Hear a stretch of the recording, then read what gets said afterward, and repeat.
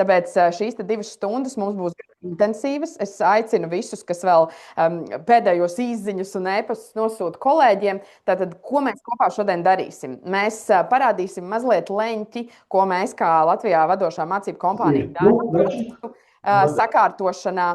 Mums šodien pievienosies arī Pēters Rimšs, kas iedos mums mazliet citu perspektīvu, kā vispār domāt par pārmaiņām un procesiem.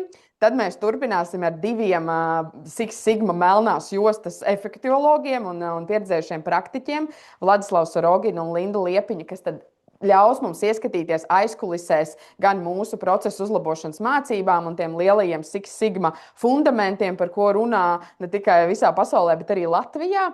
Un tad visi kopā mums ir paredzēts arī mazliet vairāk laika. Iespējams, varēsim padiskutēt par tiem jūsu jautājumiem un varbūt pavisam īstiem procesu izaicinājumiem, jo paldies jums visiem. Jūs tos mums atsūtījāt ļoti lielos daudzumos, un es domāju, ka ar visi kopā mēs viņus palēnām arī varēsim atrisināt. Tad šī pasākuma ietvaros mans lielais aicinājums ir atstāt kameras ieslēgtas, izmantot čatu apakšējā rīkloslā, lai uzdotu jautājumus un reaģētu. Un, ja gadījumā kādā brīdī sēžot, jums rodās ģeniāla doma, ka jums vai jūsu kolēģiem ir tomēr jāsāk mācīties un vajadzīgs arī atbalsts, lai viss nebūtu jādara vienam, tad droši jautājiet kits maniem kolēģiem, jūsu dāmām, kas klasiski sūta jums ēpastus, vai droši rakstiet man, un tad mēs sapratīsim, kā mēs varam jums palīdzēt. Mans vārds ir Anna Gruzīnska, es esmu KICI izpilddirektore, un man vienmēr ir tas gods redzēt cilvēkus sākumā pasākumu un tad citkārt mācību beigās, kad jūs jau esat absolūti apgaroti. Un tiem no jums, kas ir pieslēgušies un varbūt nav klasiski bijuši KICI pasākumos, tad mēs mēdzam sevi dēvēt ne tikai par vienu no vadošajām mācību kompānijām Latvijā, bet arī tādu mācību platformu izaugsmei. Un tas, ko mēs ikdienā darām, ir palīdzam veidot tādu domājošu gan vadītāju, gan darītāju paudzi. Un, ja neesat neko dzirdējuši par KICI, mēs mēdzam sevi dēvēt arī par tādiem pelēkajiem kardināliem, kas ir bijuši klātesoši vairāk kā 30 gadus, vairāk nekā 40,000 absolventu, kopā ar tiem 3 biznesa treneriem, ko jūs redzēsiet šodien uz virtuālās skatuves. Mums aiz muguras ir vēl vairāk kā 60 praktiķi, ko mēs ņemam no jaudīgiem uzņēmumiem un kas tad palīdz tās savas zināšanas sniegt tālāk, lai jums būtu vienkāršāka dzīve. Un tagad viens no maziem tādiem āķiem, ko mēs mēdzam teikt, ja mēs KICā palīdzam saprast, kādi tad ir rādītāji, lai labāk procesi strādātu un lai uzņēmumos viss notiktu, tad arī Net Promoter Score, jeb rekomendācijas indeks, mums ir augstāks kā Harvardai un Apple. Un tad jautājums jums pārējiem, jo es zinu, ka jūs savos uzņēmumos daudzi arī mērat rekomendācijas indekstu.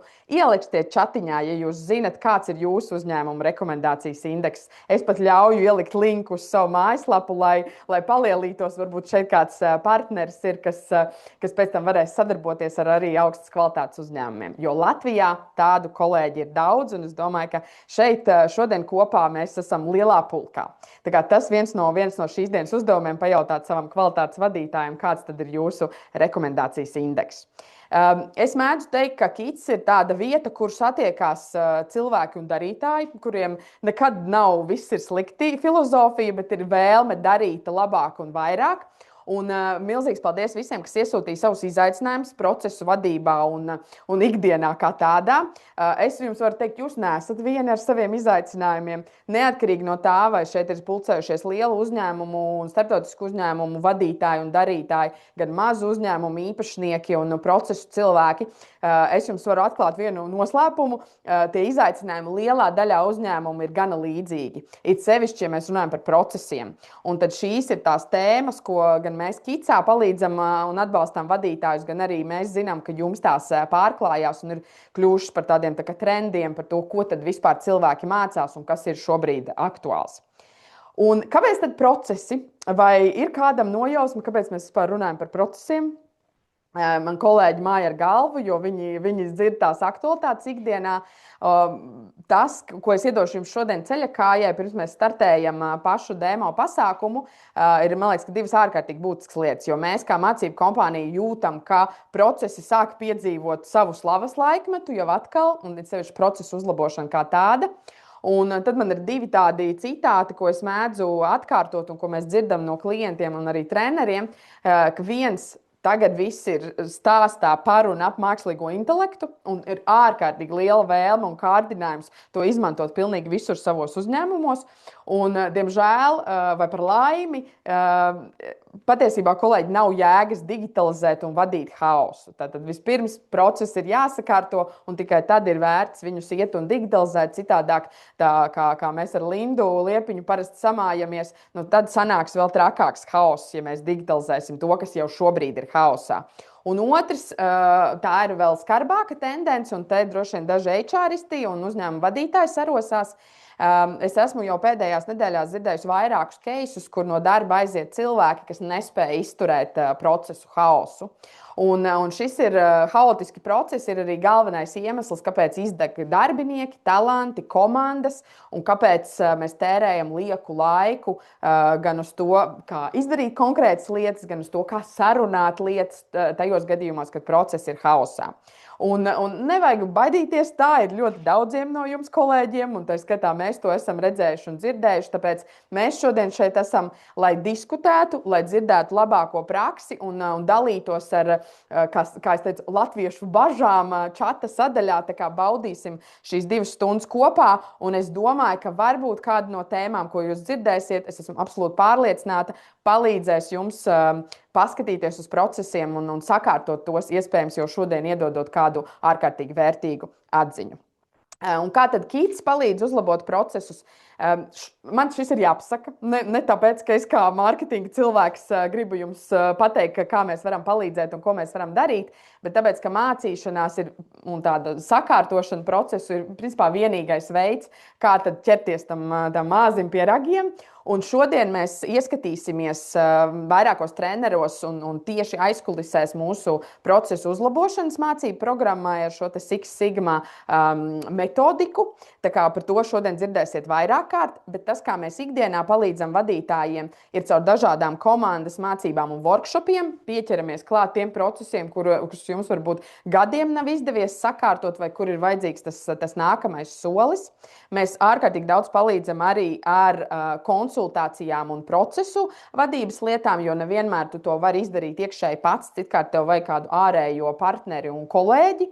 Un mēs skatāmies arī uz cita veida procesiem, ne tikai procesu tādā vispārīgā idejiskā līmenī, bet arī kā tad atšķirās pārdošanas un mārketinga vadīšanas process un kā atšķirās ražošanas vadīšana no tāda procesuālā viedokļa. Tā kā tur mēs atbalstam vadītājus ar vairāku mēnešu programmām, par ko tad mani kolēģi arī čatā ieliks ziņu, lai tad jums ir vieglāka dzīve ikdienā.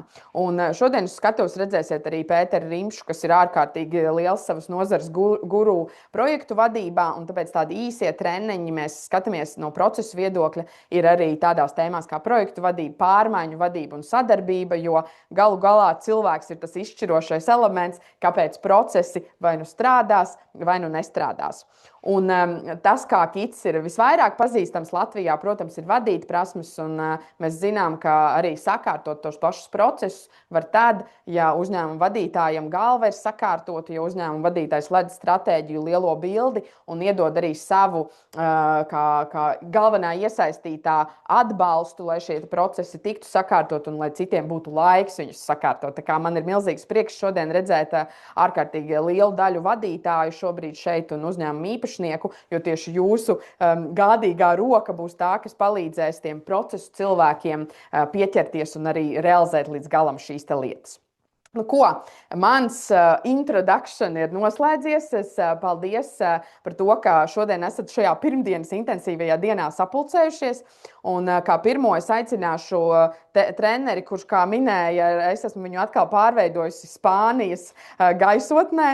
Pēteri, es zinu, ka tu man aizkulisēs izstāstīsi, kā man šos procesu erorus vairs dzīvē nepieļaut. Bet paldies tev, ka pievienojies mums šodien, un man ārkārtīgi ir paticis, kā tu manu galvu esi sakārtojis par to, kā domāt par šīm te uzlabojumu lietām. Tā kā tev mazs starta rauns par to, kā tu skaties uz šīm te lietām. Skatuve tava. Super, jā. Paldies, Anna, un paldies par jauno niknējumu portugāļu vai spāņu. To mēs vēl izdomāsim. Ok, jā, sveiciens visiem. Es esmu Pēters Rimšs. Es vairāk nāku no projektu un pārmaiņu vadības, tāpēc arī šodien piekritu būt iesildošais mākslinieks diviem galvenajiem māksliniekiem, kas ir Vladislavs un Linda. Un mazliet paskatīties, iedot to savu perspektīvu no tādas, patiesībā no tādas pārmaiņu skatu punkta. Un klausoties, Anna, tavu ievadrunu, man tāds provokatīvs jautājums radās, pa ko visiem aicinu padomāt. Pēc tam varam padiskutēt, kā Anna teica, bet varbūt tas haotiskie procesi, tas ir tas jaunais normālais. Jā, pie mūsu dinamiskās vides, pie mūsu mainīgās vides, prioritāšu maiņas, jā, ka no rīta mums bija pie dubultstandartiem, diemžēl, kas arī jāatzīst, vai ne? No rīta vienojāmies ar vadību, ar komandu pa vienām prioritātēm, un dienas beigās tās prioritātes varbūt vairs nav aktuāls. Jā, un kā tad varbūt tas ir tas, kas mums jātrenē, vai ne? Bet par to noteikti tas tā, provokatīvs jautājums ēterā. Es tev piekrītu, un skatos, ka Vladislavs jau šokēto seņu parādīja, jo viņš kā procesa sakārtotājs droši vien tad uzreiz darba būs vēl vairāk. Bet jā, aiziet lecam un diskutējam pēc tava stāsta. Ok, super. Var redzēt, ja man ekrāna. Ir Ja. redzams, jā. Lūk, es aicinātu, kā es minēju, jā, es aicinātu paskatīties no tādas pārmaiņu skatu punktā un noteikti uz šiem jautājumiem, varbūt paceļ īkšķīšus virtuālos gaisā, kurš noteikti ar šiem jautājumiem esat saskārušies. Process jums ir aprakstīts, bet neviens nesako, ja nelieto. Cilvēki mēģina apiet procesus, līdzīgi kā ar likumiem, vai ne? Izmaiņas tiek ieviesas, bet nekas nemainās dienas beigās. Nu, redz. Daudz īkšķīšu jūra. Daudz īkšķīšu, vai ne? Kāds man minējums precīzs. Lūk, ko darīt? Pāris tādi tips un triks. Es vispār skatos uz procesiem no pārmaiņu skatu punktā un iztēlosimies, ka šis centrālais ir tas ceļš, kurā jūs pārbūvējat to procesu.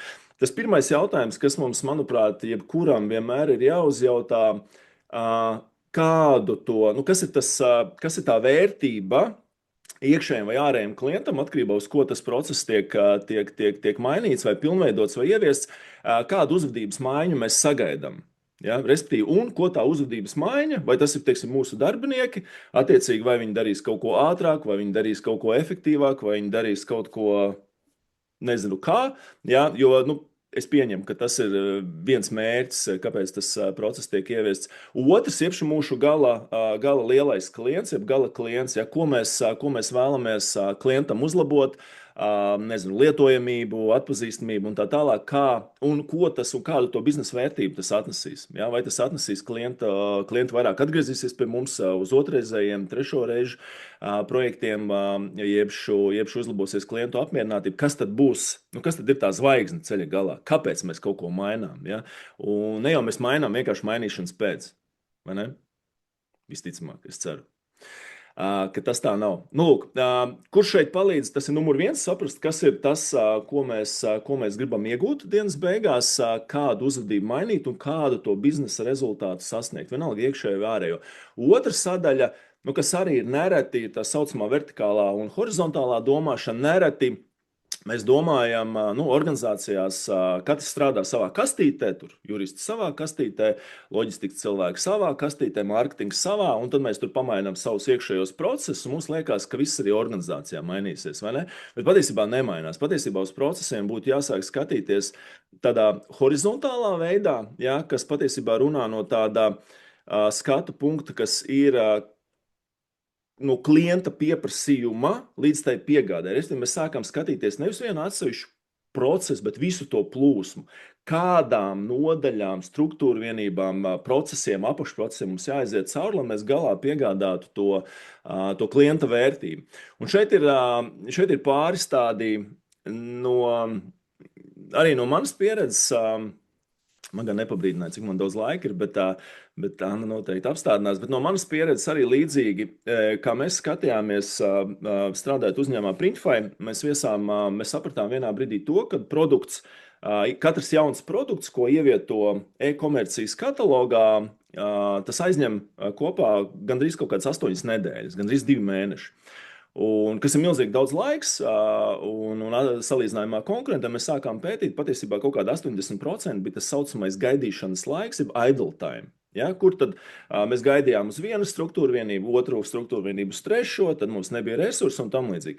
Nu, lūk, ko mēs izdarījām? Mēs patiesībā pašu procesu pārzīmējām diezgan ātri, caur sesijām, caur workshopiem, bet tas, ko mēs sapratām pašā sākumā, kad ar to vien mums nepietiek. Ja? Mums ir jāmaina šis te domāšanas veids komandām, ja, jo, lai jauns produkts nonāktu līdz katalogam, tur ir iesaistīti iepirkumi, loģistika, fotokomandas, dizains, pasūtījumi, testi un tā tālāk, pilnie tie soļi.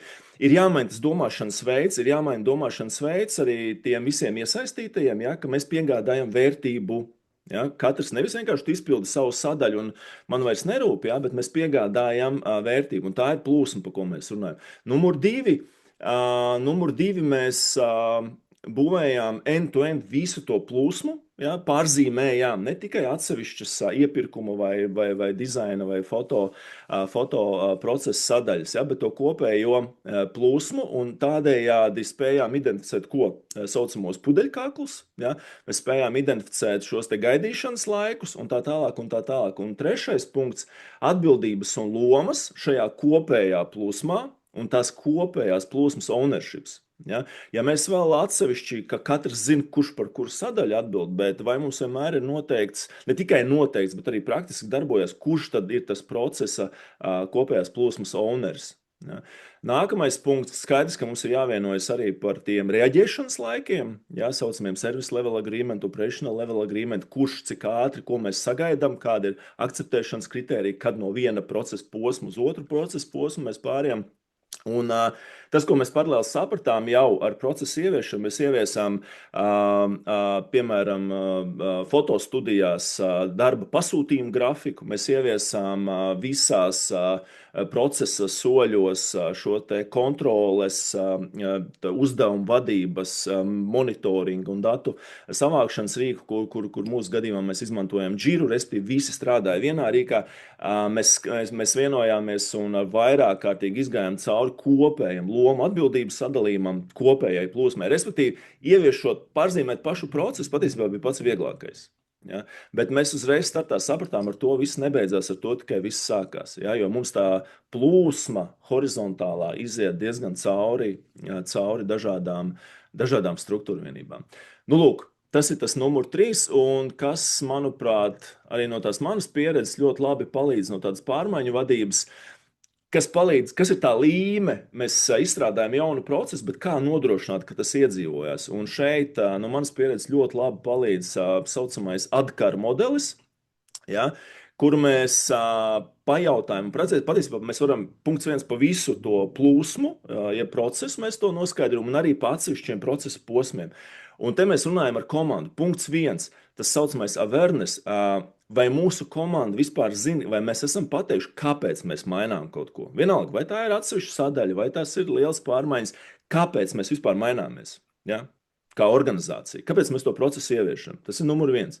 Numur 2, tas desire, vai cilvēki vēlās, vai ir šī te vēlme kaut ko darīt vai kaut ko mainīt. Nu, lielumkārt, protams, jūsu organizācijās ir, visi vienmēr par pārmaiņām ir priecīgi un grib mainīties jau no nākamās dienas, vai ne? Tas bija sarkasms, bet labi. Jā, te visi bļāva fonā, jā. Visi bļāva, ka visi grib mainīties. Jā, visi cilvēki vienmēr grib mainīties, visi ir atvērti pārmaiņām, visi pieņem visu. Nu, lūk, un šeit ir galvenais, tas no manas pieredzes svarīgi pajautāt, tas angliski, what is in it for me? Kas man no tā kā darbiniekam? Kas man no tā, ka tagad mainīsies viens vai otrs process? Jo es taču šādi jau 30 gadus Excelī visus datus vadam, kāpēc mums tagad vajag kaut kādu digitalizāciju? Mums taču viss sanāca. Ja? Jo mēs pagājuši gadu nosvinējam 30 gadu jubileju uzņēmumā. Nu, viss taču strādā, biznesa notiek, priekš kam kaut ko mainīt? Trešais ir tas knowledge, jeb zināšanas, vai mēs nodrošinām komandai pietiekamas zināšanas, ja, kas ir nepieciešamas jaunā procesa ieviešanai. Ability, kas ir vai komanda spēs to pielietot praksē, Ja? Vai spēs, mums ir zināšanas, mums ir iespējams vēlme, mums ir zināšanas, tas mērķis, kāpēc mēs to darām, un tagad ir jautājums, vai mēs spējam to pielāgot, ja? Kādu atbalstu mēs nodrošinām pēc tā procesa ieviešanas un tā tālāk. Un tas noslēdzošais, bet nemazāk svarīgais ir reinforcements, ja? Kā mēs kā organizācija nostiprināsim, ka tas process iedzīvojas. Ja, un kā mēs varam nostiprināt, kas ir tas galvenais, manā pieredzē, tas galvenais, kas palīdz faktors, veiksmes kritērijs nostiprināt jaunu procesu? Es būšu tieši, es saku, tas ir leadership, tā ir vadība.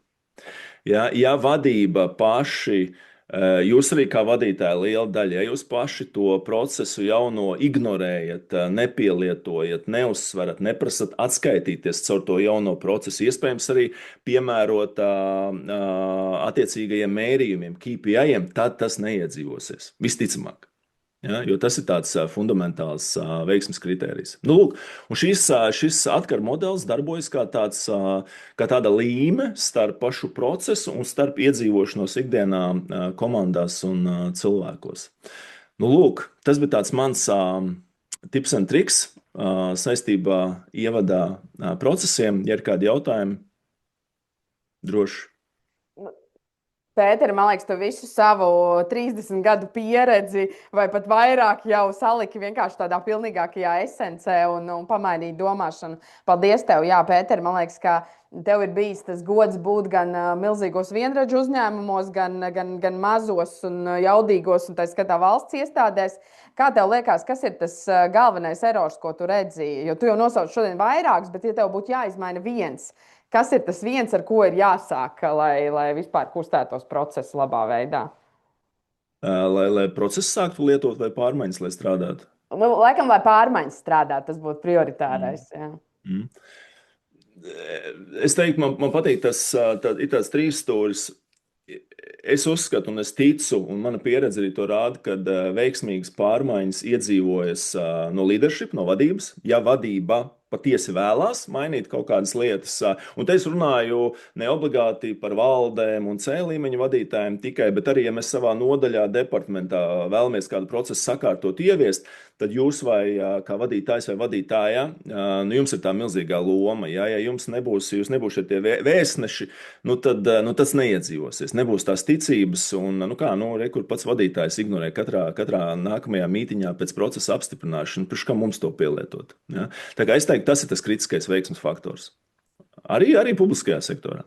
Ja. Jā, absolūti visur. Tā jau mēs mēdzam teikt, ja vadītāji tai rokai atbalsta funkcijai jābūt. Vai mums ir čatā vai kolēģiem, kas ir, es redzu, 106, jūs jau esat pievienojušies, kāds jautājums Pēterim, kā projektu vadības un pārmaiņu vadības grandam?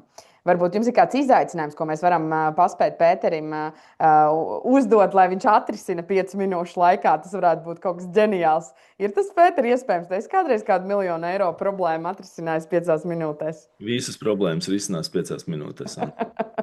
Vismaz pirmais solis, vai ne? Jā, kolēģi, vai mums ir kāds jautājums čatā? Man būtu jautājums. Varbūt var. Jā, droši. Es te domāju, vai jūs teicat, ka procesa ieviešana, vai tas ir jau, ka vadība sagatavo procesu un vienkārši informē komandu, vai tas ir kopējs bija darbs ar komandu, lai to procesu izveidot un tad ieviest? Jā, skaidrs, ka ļoti labs jautājums. Tad man ir jāprecizē sevi. Es vairāk, tā mana doma bija vadības atbalsts. Ja? Vadības atbalsts, tas vēstneši, ja? Ka tas nav tā, ka mēs mēģinām no bottom top, bet tas nāk no augšas uz leju. Ja? Skaidrs, ka process izstrādā komanda, eksperti, pielāgo ikdienai, un tur ir tas leaderships iesaistīts viennozīmīgi, bet ne tā, ka mēs tagad visi pēc šī zvana iet saviem uzņēmumiem, saka, mums tur tāds Rimšs Pēters teica, ka tagad vadītājiem jāizstrādā process. Nē, tāda nebija mana doma. Jā, Es super. atbildēju. Jā. Ok, paldies. Jā. Kādam vēl kāds jautājums vai baža? Ja nav jautājumu, mēdz būt latviešiem bažas. Skatos tūlīt, mums jādod laiks, jā. Kamēr kāds domā, es izvilku dažas bažas no jautājuma sadaļas, kas vairāk varētu attieksties, Pēter, uz tavu un tādu projektu un pārmaiņu daļu. Ko darīt, ja ir ārkārtīgi daudz projekti un lieli projekti un nozīmīgi projekti vienlaicīgi? Un tie ir gan procesa uzlabošanas projekti, tie ir gan ikdienas darba projekti, gan pārdošanas projekti noteikti. Un dažkārt tam vadītājiem viss ir tā kā ugunsgrēks virsū. Es zinu, ka par to runās arī Vladislavs un Linda, bet kā no tava viedokļa, jo tev ir bijuši grandiozi, milzu projekti uz tavas šķīvja, kā es mēdzu teikt. Ar ko sākt? Kas ir tas zelta vidusceļš? Nav tāda zelta vidusceļa. Jā, visi sagaida laimes lāci un visi sagaida zelta vidusceļu. Bet ir jāsāk ar gaužām vienkāršām lietām, kas arī būs noteikti ļoti trendīgi. Mums ir jāsāk prioritizēt tās lietas. Un primāri mēs sagaidām, skaidrs, ka mums strateģiski kāds palīdzēs noprioritizēt, kas tad ir svarīgāk, šis projekts, tās pārmaiņas vai tas process, jo tie resursi mums ir tik, cik viņi ir. Bet sekundāri arī mums pašiem, teiksim, ja mēs vadām pārmaiņas vai mēs esam kāda procesa owneris vai projektu vadītājs, mums pašiem arī jāsāk prioritizēt tā savu ikdienu. Un kas tur palīdz? Manā gadījumā punkts 1. Vienmēr padomāt, kas ir tā vērtība, to, ko es pašā sākumā arī teicu, kādu uzvedības maiņu mēs vēlamies un ko tas uzņēmumam atnesīs. Ja, kas ir tā vērtība, ko mēs piegādāsim? Kas ir tas rezultāts? Ja, pašu procesu, kas ir tā kā iznākums, tā ir viena sadaļa. Ja, bet, un tas ir, kur bieži vien varbūt arī iestrēgst. Mēs domājam par projektiem, par procesiem, par pārmaiņām. Nu, kur taču ir izcinājums, kur ir rīks, kur ir aprakstīts viss no A līdz Z, kā tam jānotiek. Bet tad nesaprotam, kāpēc tas nestrādā. Tāpēc, ka tas ir tikai tas nodevums. Ja, un mums ir jādomā par to vērtību, ko mēs piegādāsim. Tas ir numur 1. Un numur 2 ir jābūt arī šim te, kā es teicu, pašam pret sevi jābūt ir godīgam. Nu, nevar, tad, kad man saka cilvēki, viņi vienlaicīgi vada 10 ERP ieviešanas projektus kā projektu vadītāji, tad vienam viņi melo, vai nu man viņi melo, vai paši sev. Ja? Tas ir nereāli, tas ir neiespējami. Ja? Kas ir kompleksi, apjomīgi projekti, tas ir neiespējami. Ja tu tiešām vadi 10 ERP ieviešanas projektus vienlaicīgi, tad visticamāk tu kaut kur zaudē. Jā, tu zaudē vai nu uz kvalitāti, vai nu uz ātrumu, vai nu kaut kur uz izmaksām, vai nu uz klienta apmierinātību, jā, jo citādi tas nestrādā. Tā kā, Jā, un tas līdzīgi, man liekas, kā Georgijs Buklovskis ir kādreiz teicis, tas pats ar KPI. Ja tev ir 10 KPI, tad visticamāk viņi visi ir tā dievu uz pusēm, un tikai 3 ir tādi, kurus tu reāli fiziski var izpildīt, vai ne? Un tāpēc ir svarīgi, tieši tā, un tāpēc ir svarīgi, precīzi tu pateici, un tāpēc arī organizācijas, kas iet līdz laikam un par to domā, arī nosaka tos vismaz, maksimums 3 KPI vai 2 līdz 3. Ja? Tā, ka tu spēj kontrolēt, tu spēj piegādāt, un tu spēj tajā brīdī arī nofokusēties. Ja?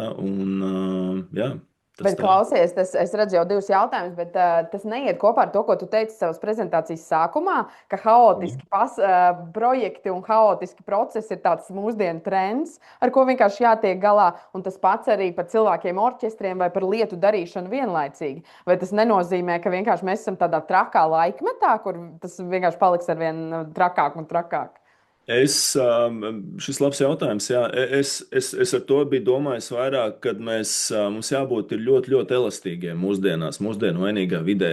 Mums ir jāļaujās vairāk, arī no procesu skatu punktu, jāļaujās vairāk eksperimentēt, jāļaujās vairāk kļūdīties, ja, jo process jau paģēra diezgan skaidru rāmi, ja, un ja mums nav, tur par to elastību noteikti Vladislavs un Linda tālāk pastāstīs, bet ja mēs neesam elastīgi, mēs paši sev varam ar ļoti skaistu procesu iešaut kājā, ja tā drīkst izteikties. Ja. Mums ir jābūt elastīgiem, mums ir jāļauj eksperimentēt, mums jāļauj kļūdīties procesa ietvaros, jo pretējā gadījumā mēs vienkārši zaudēsim. Mēs zaudēsim savu konkurētspēju. Tā ir tā mana pārliecība, un par to hausu ir jābūt kontrolētam hausam, protams, jā, bet, kā es saku, biznesi, ceļš starptautiskai biznesi, paģēra ļoti dinamisku vidi. Kamēr mēs šeit runājam par jaunu procesu zīmēšanu rītdien, tas vairs nav aktuāli. Jā, ko darīt tādā situācijā? Un tur ir jāsalāgo, tur ir jāatrod tas līdzsvars, jāsabalansē, kas ir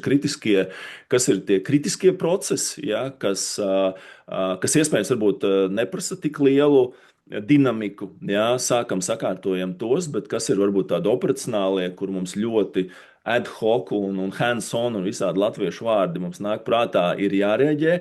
Tur mēs esam elastīgi, tur mēs atstājam tādu vietu tai, kas saka, atbildības uzņemšanās un komandu tādam briedumam, jā, jo tas arī ir ļoti svarīgi.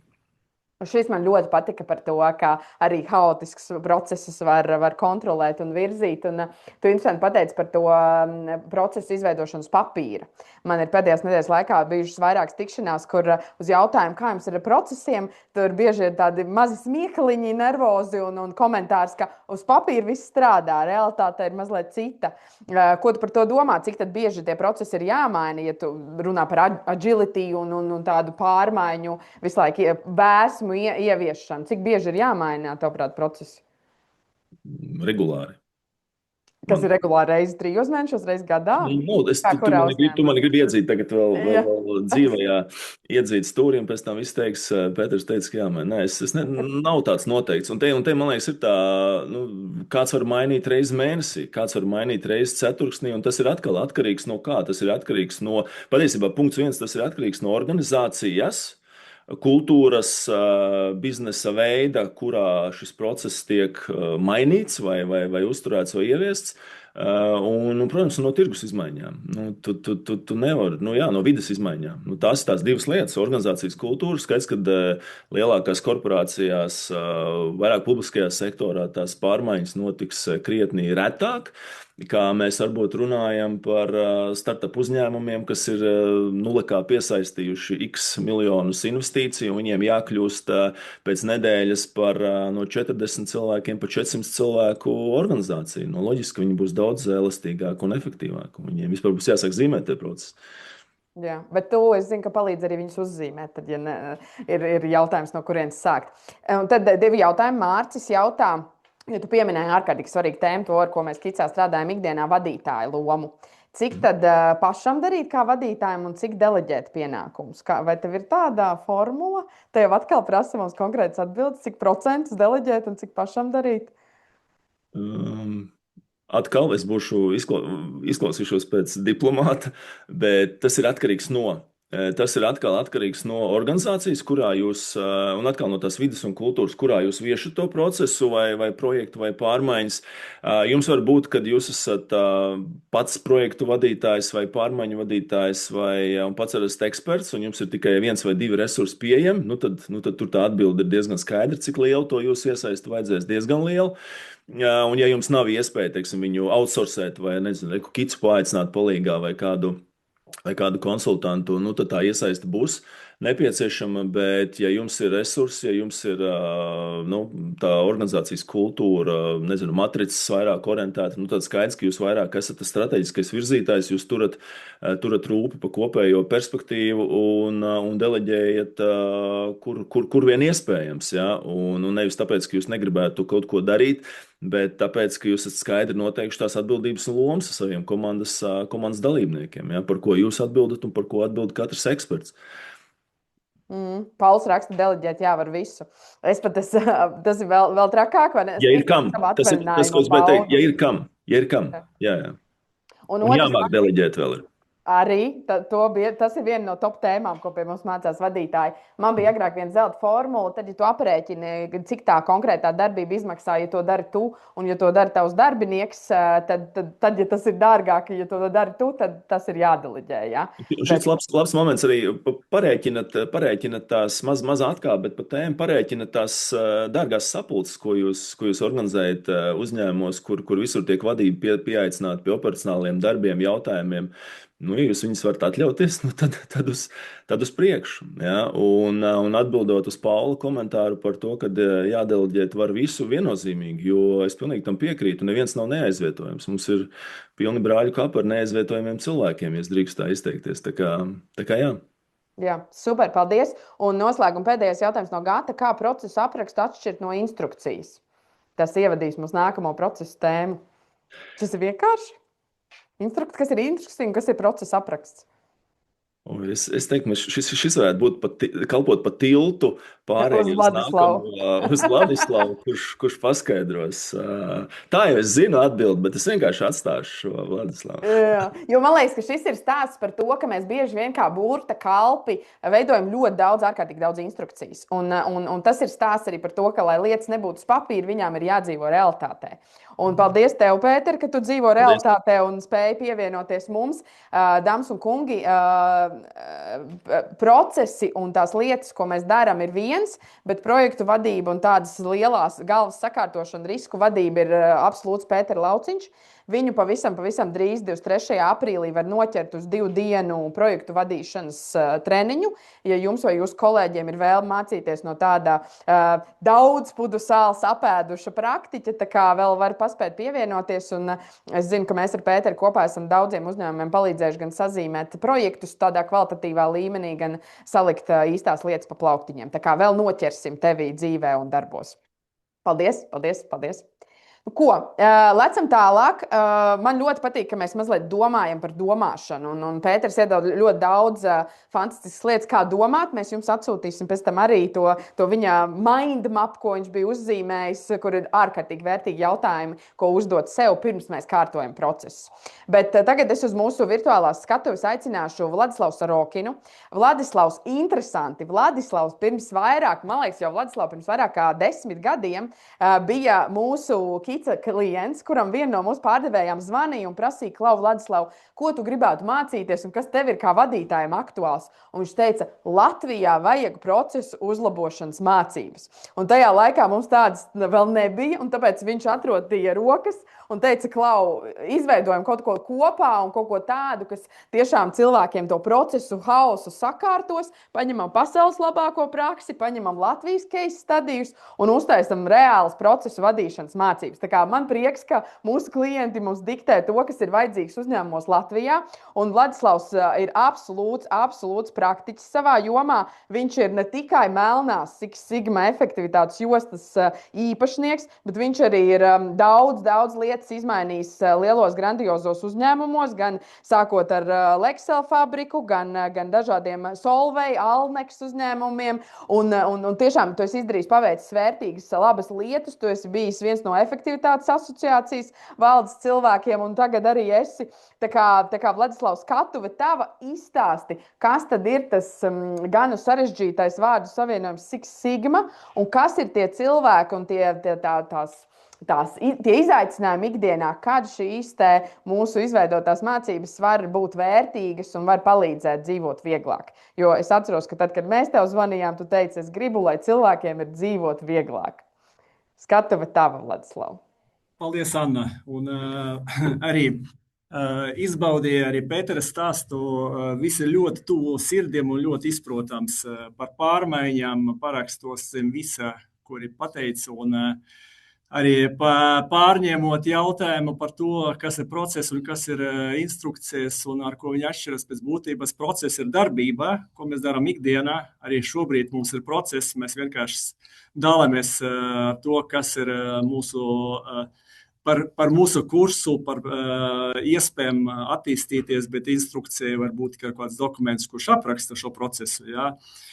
Un droši vien šajā uzstāšana mūsu vārds process atkārtosies vairāk reizes, un nevienmēr cilvēki pamanā, ka ikdienā mums ir ļoti daudz procesi, un ja mēs tiešām gribam uz kaut ko ietekmēt, viņus ir jāredz, jāsaprot, vai visiem ir vienāda izpratne par tiem procesiem.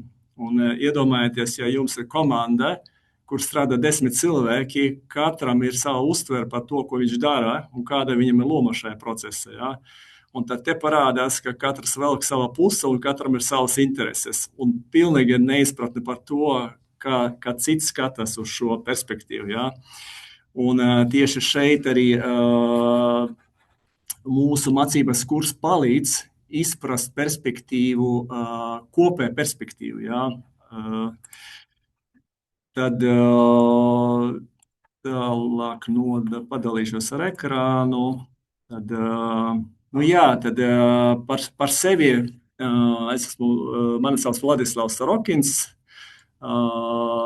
un strādāju ar procesu optimizāciju un sakārtošanu jau droši vien kāds 20 gadus, dažādas lomas un viena no manam, un patiesībā procesu sakārtošana viena no manam sirdslietām, jo es noteikti saprotu, ka Tas ir kaut kas, kas palīdz gan biznesam, gan cilvēkam strādāt ikdienā. Ja?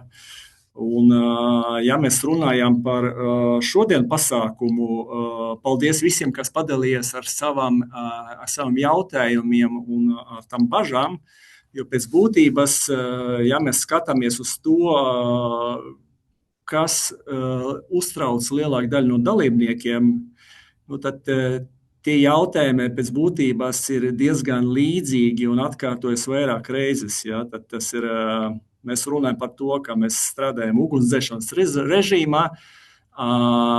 Mūsu kolēģi nesaprot mums, tad mēs runājam dažreiz ar sajūtu, mums pietrūks argumentu, faktu. Viss ir svarīgs, jādara visu vienlaicīgi, un tad arī pie tām pārmaiņām, kas notiek apkārt, dažreiz cilvēki iestājās pretošanu un nav gatavi tam pārmaiņam. Ja? Nu, respektīvi, mēs runājam visi par vienu to pašu, ja? Tikai dažādiem vārdiem. Un te ir jautājums, ko ar šo darīt. Nu, faktiski, ja mēs paskatāmies uz... Kas ir Lean Six Sigma, un šeit es apzināti pievienoju Lean priekšā, jo Leans ir ar Six Sigma strādā ļoti labi roku rokā. Nu, faktiski, ja Leans palīdz atrast zudumus, tad Six Sigma palīdz atrast celoņus un ar datiem un faktiem, nevis intuīciju. Protams, tas nenozīmē, ka Leans nestrādā ar datiem, bet Six Sigma specifiski palīdz viņu sastrukturēt. Un ja mēs runājam par DMAIC kā tādu, nu tad tie 5 soļi, tas ir ietverts, kurš palīdz sastrukturēt to stāstu, ja mēs runājam par pārmaiņām kā tādiem. Un, nu, kas ir DMAIC, tas to var droši vien katrs izlasīt. Bet es šeit gribēju vienkārši dot vienu tādu vienkāršu piemēru, kā tas DMAIC soļi realizējas dzīvē. Ja? Ja mums ir šī gadījumā stāsts, ka 35% klientam pieprasījumi netiek atbildēt 24 stundu laikā. Ja? Un tad kāds ir mērķis, konkrēts mērķis, mums būtu jāsamazina par 10% un jāsasniedz par mazāk nekā 10% 3 mēnešu laikā. Ja? Tad mērījuma sadaļā mēs izpētam datus 3 nedēļas griezumā, un analīzes laika izrādās, ka 7% no tiem rodas no 2 procesiem. Tad faktiski no momenta, ka mēs sajūtam, ka viss ir slikta, mēs nonācam pie tās datu apstrādes, pie tā, ka kur ir konkrēti 2 procesi, ar kuriem būtu jāstrādā. Ja? Nu, un tad taisot procesu kārtēšanu, tad arī identificējam konkrēti lieki soļi, kas ir nenes pievienotu vērtību ar celoņu analīze, arī izpētiem, ka faktiski informācija starp nodaļām zūd mutiski. Nu, tad improve sadaļā pirmkārt vienkāršajam procesu, izņemot liekus soļus un arī ieviešam kopēju kontrolu lapu, ar kuru mēs arī komanda veiksmīgi varēja apmainīties ar informāciju. Un kontrola sadaļa tad pēc 2 mēnešiem tad kavējums samazinājās līdz 8%, un tad vadītājs vairāk nedzēš ugunsgrēku. Nu, tas ir tāds vienkāršs stāsts par to, ka, lai nonāktu pie tā risinājuma, dažreiz nepietiek ar to, ka, davai daram kaut ko. Ja? Nu, un kura gadījumā īpaši tas palīdz, nu, ja tas ir problēma, kurā atkārtojas regulāri, nu, tad acīm redzams mums nav skaidrs risinājums, ko darīt ar viņu. Ka ir vairāk puses. Kā es minēju, pieņemsim, katram ir sava perspektīva, pēc būtības nav kopēja izpratnes par to, kas notiek ar šo problēmu. Ja? Tad ir mums ir kaut kādi dati, un tad ir iesaistīti procesa īpašnieki. Faktiski ir pilnvaras vadīt pārmaiņas. Mēs varam kaut ko darīt šajā sakarā. Ja? Tad ir mērķis izstrādāt kaut kādu reālu projektu. Kurā gadījumā Maika nestrādā, ja mēs runājam par pilnīgi jaunu procesu, mums ir jābūvē procesu no nulles, tad Maika šeit nebūs labākais risinājums. Un gadījumā, pieņemsim, ja tas nav tikai teoretiska diskusija, ka mēs to nav gatavi iesaistīties projekti, ja, ka nav arī atbalsta vadībai, jo, ja nav atbalsta vadībai, tad diez vai sanāks ilgstoši mainīt kaut ko procesa. Ja, un tad arī šeit minēts, ka ja ir jau kaut kāda zināšanas, Lean Six Sigma, pieņemsim, zaļas, melnas jostas certifikāts, mūsu kurs ir ļoti kvalitatīvs dzeltenas jostas līmeņa certifikācija, un tas ir lielisks sākums, lai apgūtu Six Sigmu un apgūtu Maika soļus. Ja mēs, varbūt ir kaut kādi jautājumi, es diemžēl neredzu, Anna, tu man laicīgi apstādini, ja parādās kaut kādi jautājumi. Jā, latvieši ir kautrīgi, bet okay. Jā, viss labi, pagaidām nav. Stāst. Jā. Ja mēs paskatāmies par kam ir vislabāk, kam Maika varētu sniegt vislielāku vērtību, te es mēģināju aprakstīt tādi 5 profili, kas ir tie potenciāli ieguvēji no šī kursa. Un arī papētot dalībnieku amatus, lielāka daļa mums ir vidēja līmeņa vadītāja vai uzņēmuma vadītāja. Tad tas ir vadītāja līmenis, ja, kas ir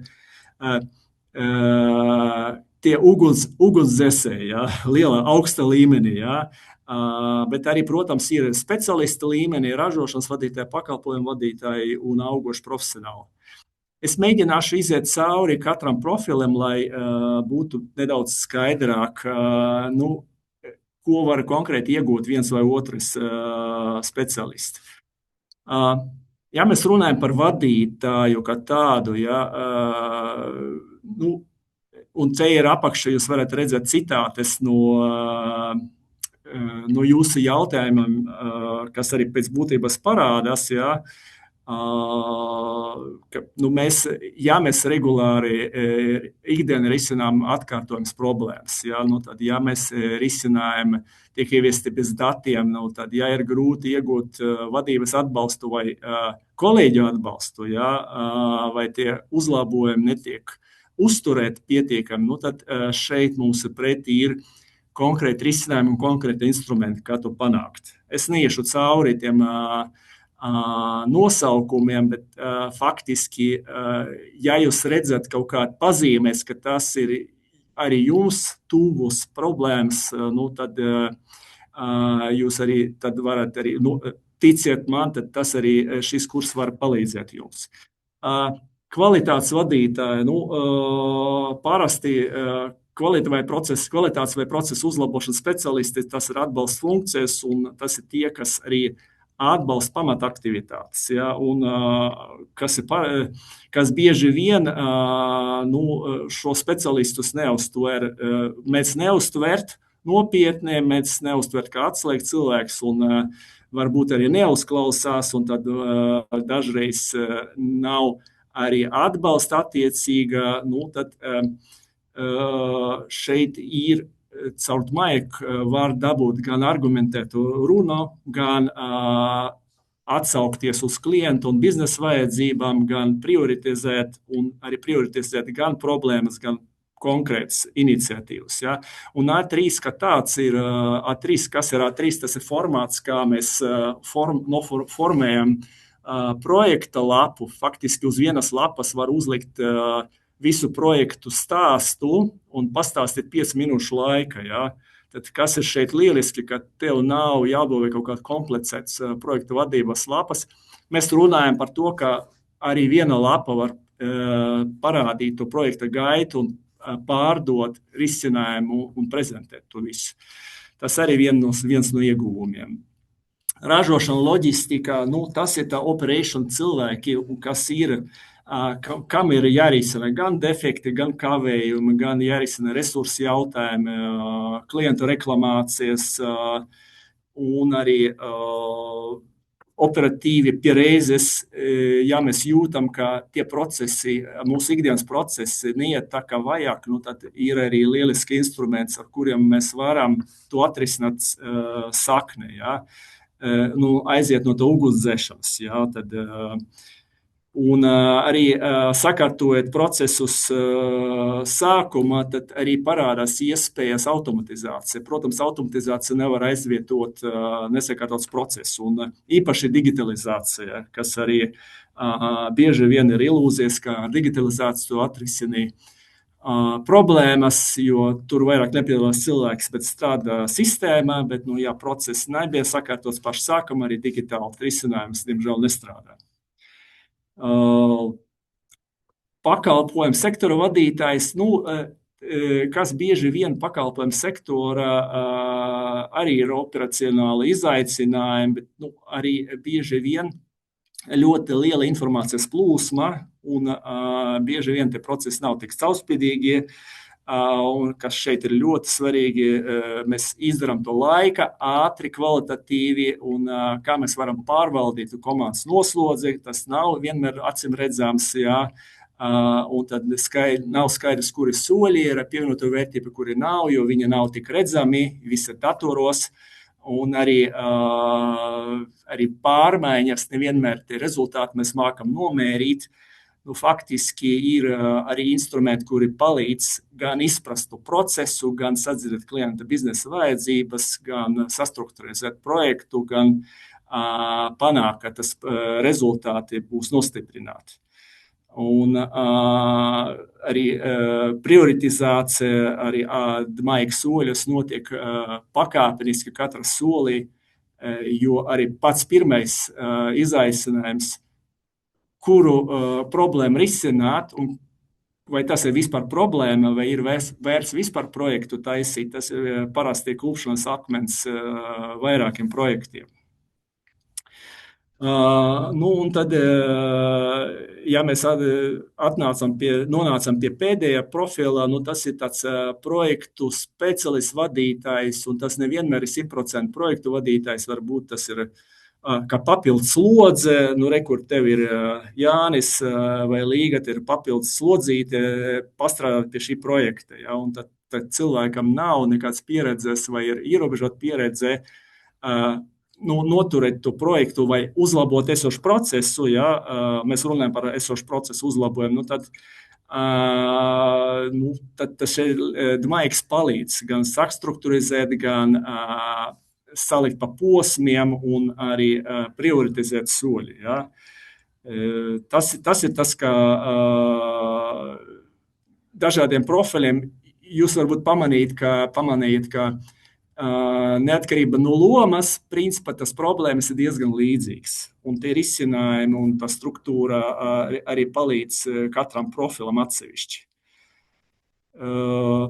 Te ir jautājums, vai kur mēs gribam paliekt, vai mēs gribam turpināt dzest ugunsgrēku, vai mēs gribam... Nē, Vladislav, nē. Es jau redzu šito nosaukumu un es saku, nē, mēs negribam vairs dzest ugunsgrēkus, nē.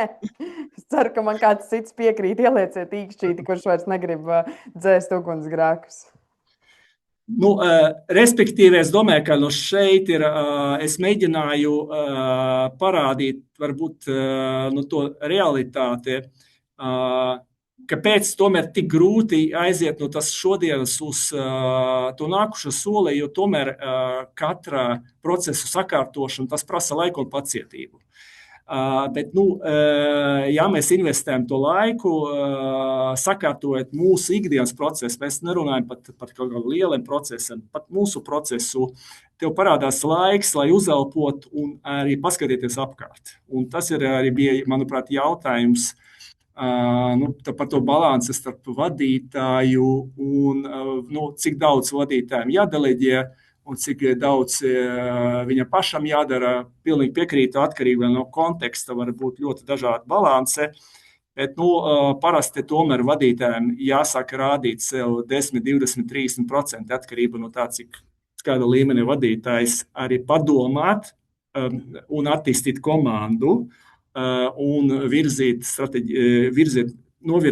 mērķu sasniegšanu. Ja? Līdz ar to īpaši vadītājiem jāmāk sakārtot arī procesi savā komandā un savi procesi, lai viņam parādās laiks būt par vadītājiem. Un tas ir tas mans kopsavilkums, ar ko es gribēju varbūt pabeigt prezentāciju, un tad iespējams ir kaut kādi jautājumi.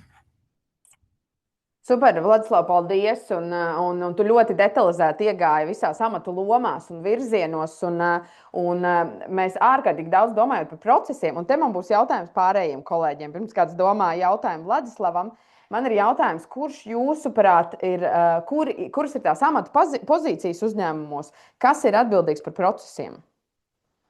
Varbūt varat čatā vai paceļot roku kāds atbildēt, kurš jūsuprāt ir tas cilvēks, kas ir atbildīgs par procesu uzņēmumā? Es pagaidīšu čatā, kad kāds no kolēģiem ierakstīs ziņu. Un tad pieķersimies arī Mārča jautājumam. Jā, kolēģi, kas ir atbildīgais cilvēks par procesiem? Vadītājs, Gats raksta, Elīna raksta procesu vadītājs, Paulis konkrētā procesa īpašnieks. Pauls jau ir, man liekas, ka tuvāk realitātei visvairāk. Jā, kā citi kolēģi saka?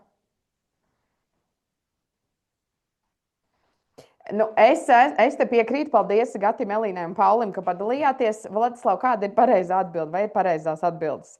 Man liekas, ka es esmu ļoti tuvu gan Paula, gan Gata un arī Elīnas stāstam, ka tas ir konkrētā procesa īpašnieks. Jo uzņēmumā vai mazā uzņēmumā tas bieži vien ir uzņēmuma vadītājs, kas atbild par visiem procesiem, vai ne? Un lielā uzņēmumā tas būtu varbūt mārketinga vadītājs, tas varbūt procesu klimata kontrolas veidotājs, ja, tas varbūt konkrēta liela projekta vadītājs. Tā ir taisnība, vai ne? Tā mērķa auditorija vispār gan mācībām, gan tiem, kas tad būs atbildīgais par procesiem, viņi ir ārkārtīgi milzīga. Es domāju, ka parasti ir tā saucamā racija matrica, kur procesa īpašnieks vienmēr responsible par procesu, bet vienmēr vadītājs, kurš accountable. Un tomēr vadītājs ir nosaka, pirmkārt, cik ir procesiem, ir liela nozīme vai pareizi cilvēki ir par procesiem. Tas ir tā ķēde, kur nevar saraut.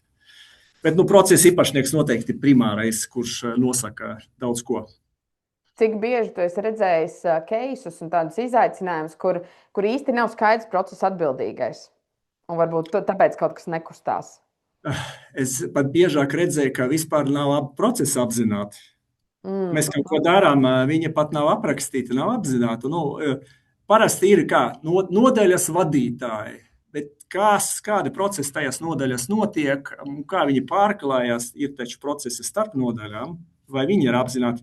Un galvenais, ka klienta viedokļa viņam pilnīgi vienalga, kā sadalās pa departamentiem tas komandas un katrs departamenta vadītājs aizsargā savu teritoriju, jo viņam galu vajag to rezultātu. Un vai kāds paskatītos no klienta perspektīvas, tas saucam end-to-end procesu, ja, kā viņš starp departamentiem klībo un neiet uz priekšu. Ja, un tas ir lielākais izaicinājums. Un es pat esmu redzējis, Vladislav, vēl viens cits stāsts par procesu izaicinājumiem, kur daudzi uzņēmumā, tā skatā vadītājs, domā, ka viss ir kārtībā. Mums tas process visiem ir skaidrs, visiem taču jau sen ir bijušas gan procesu apraksti, gan instrukcijas, gan atbildīgi, gan viss.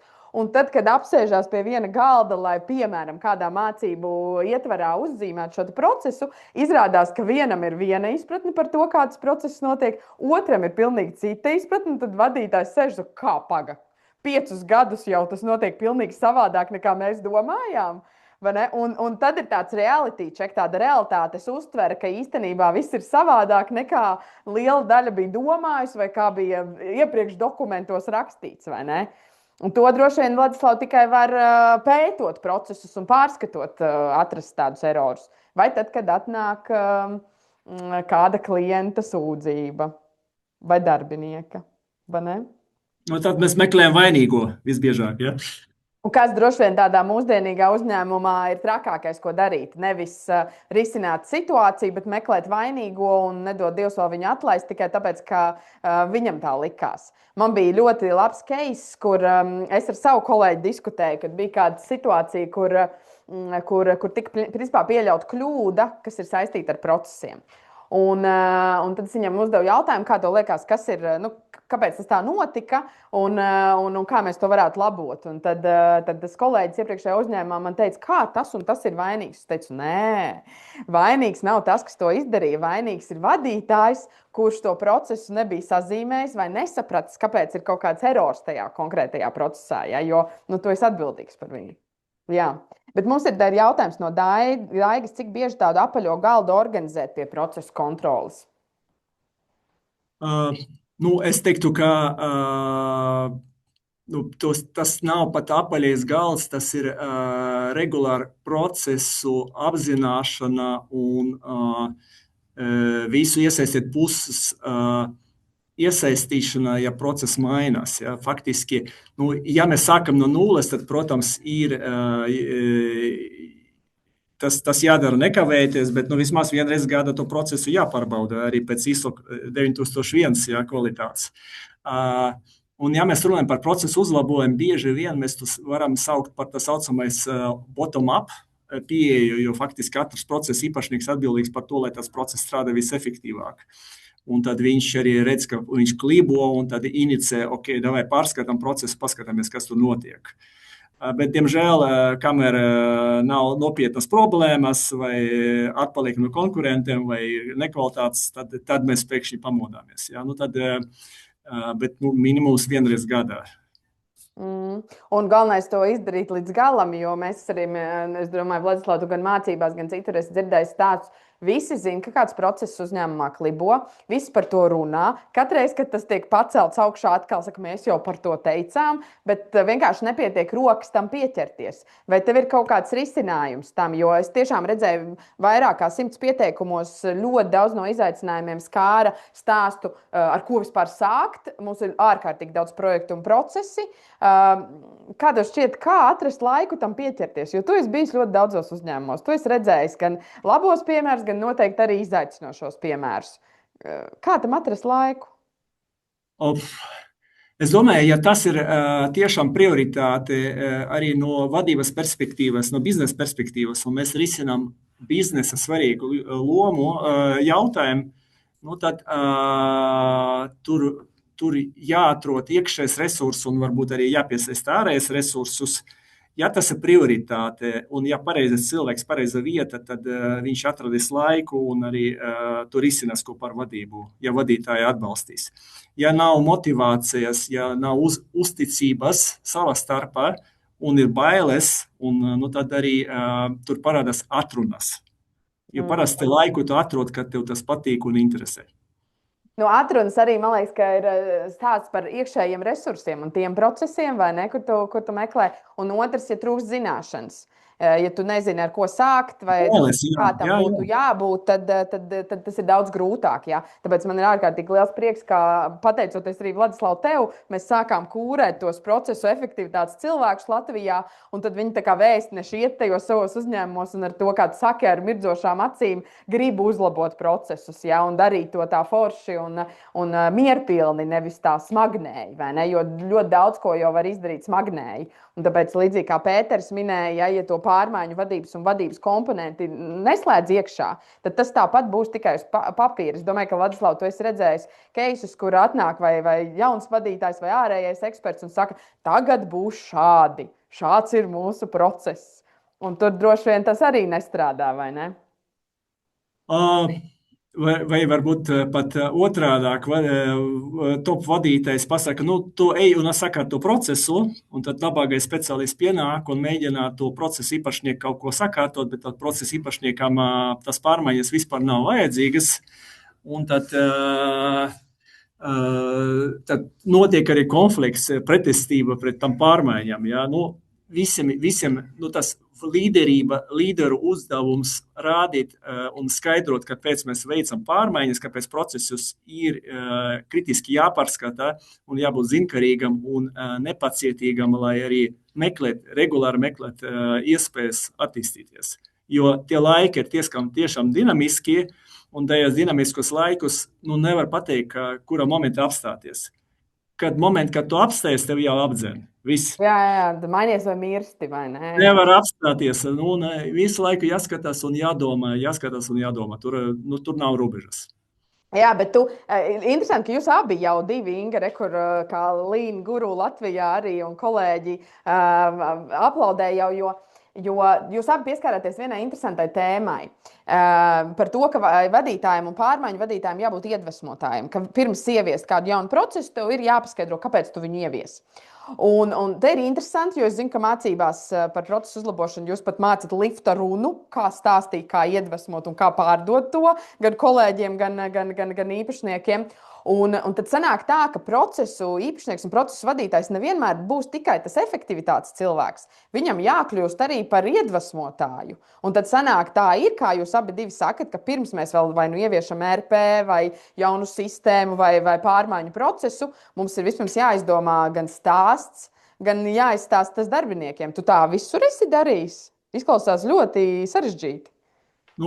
Tas ir vienmēr mūžīgais stāsts, kas ir pirmais ola vai vista. Un cik man reizes sanāk ienākt organizāciju un mēģināt palīdzēt ievest pārmaiņas, pirmais solis, ka vadītājs veido motivētu komandu un palīdz viņam izprast, kas ir kopējs mērķis. Kad ir komanda izveidota, tad tas pārmaiņas iet uz priekšu, jo tā komanda ir motivēta pārmaiņu un gatava iedzināties procesu un kaut ko darīt. Līdz ar to, manuprāt, tas pirmais, kas ir līderis, veido motivāciju komandu un gaisotnē procesu optimizāciju un uzlabojumiem. Un tad to uzņēmumu nevar apstādināt vairāk. Super, izklausās brīnišķīgi.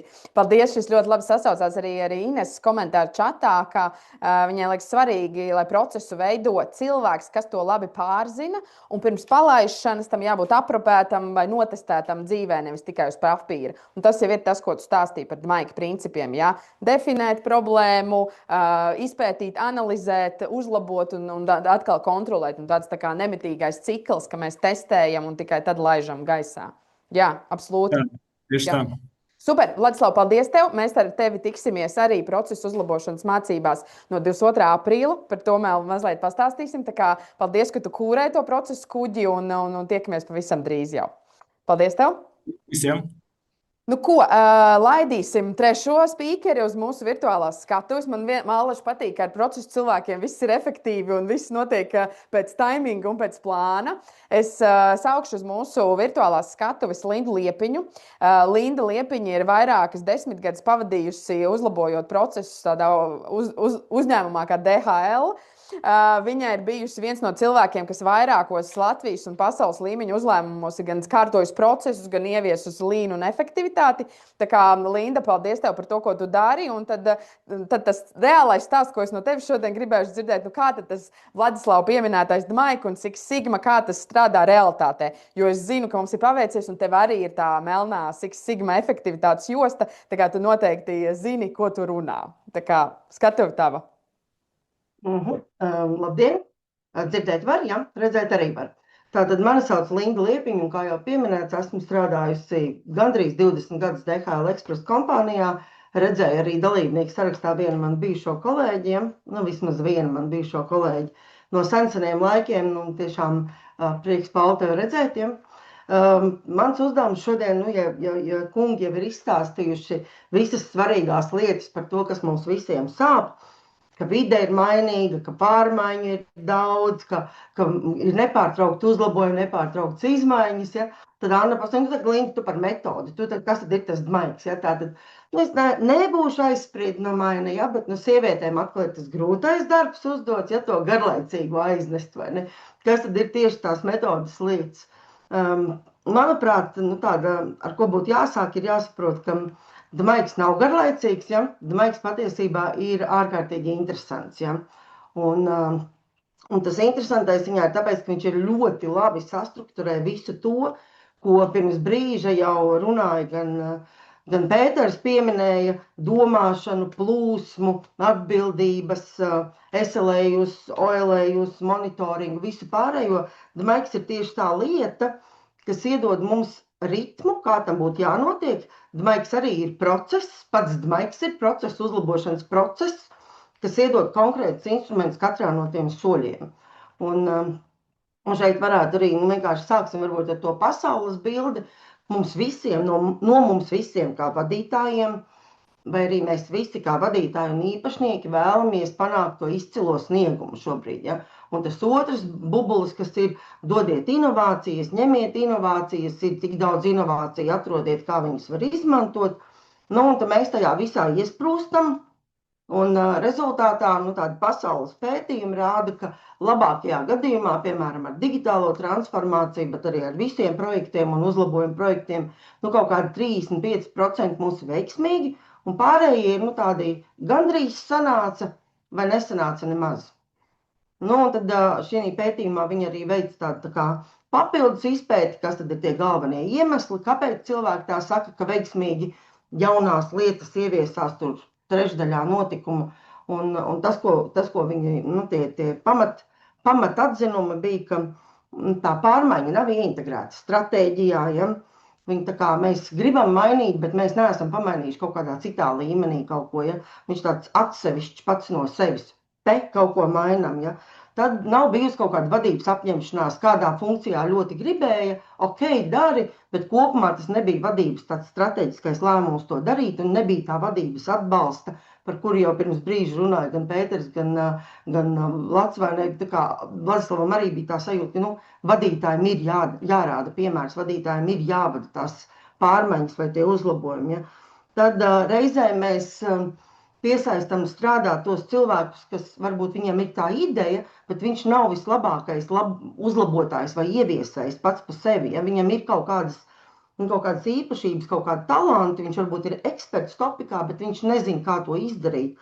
Un tad sanāk tā, ka strādā tas, kurš nevar to līdz galam izdarīt, jo viņam nav to instrumentu. Un tad, protams, jau pieminētais Pēters runāja par to, ka jābūt agailam, un ja vajag, tad mēs mainām procesus katru dienu, ja tādā procesa uzlabošanā šeit runās par to angliskais fail fast, ja mēs kļūdamies ātri un no tām kļūdām mācamies, ja, un ieraugam, kas ir tās kļūdas.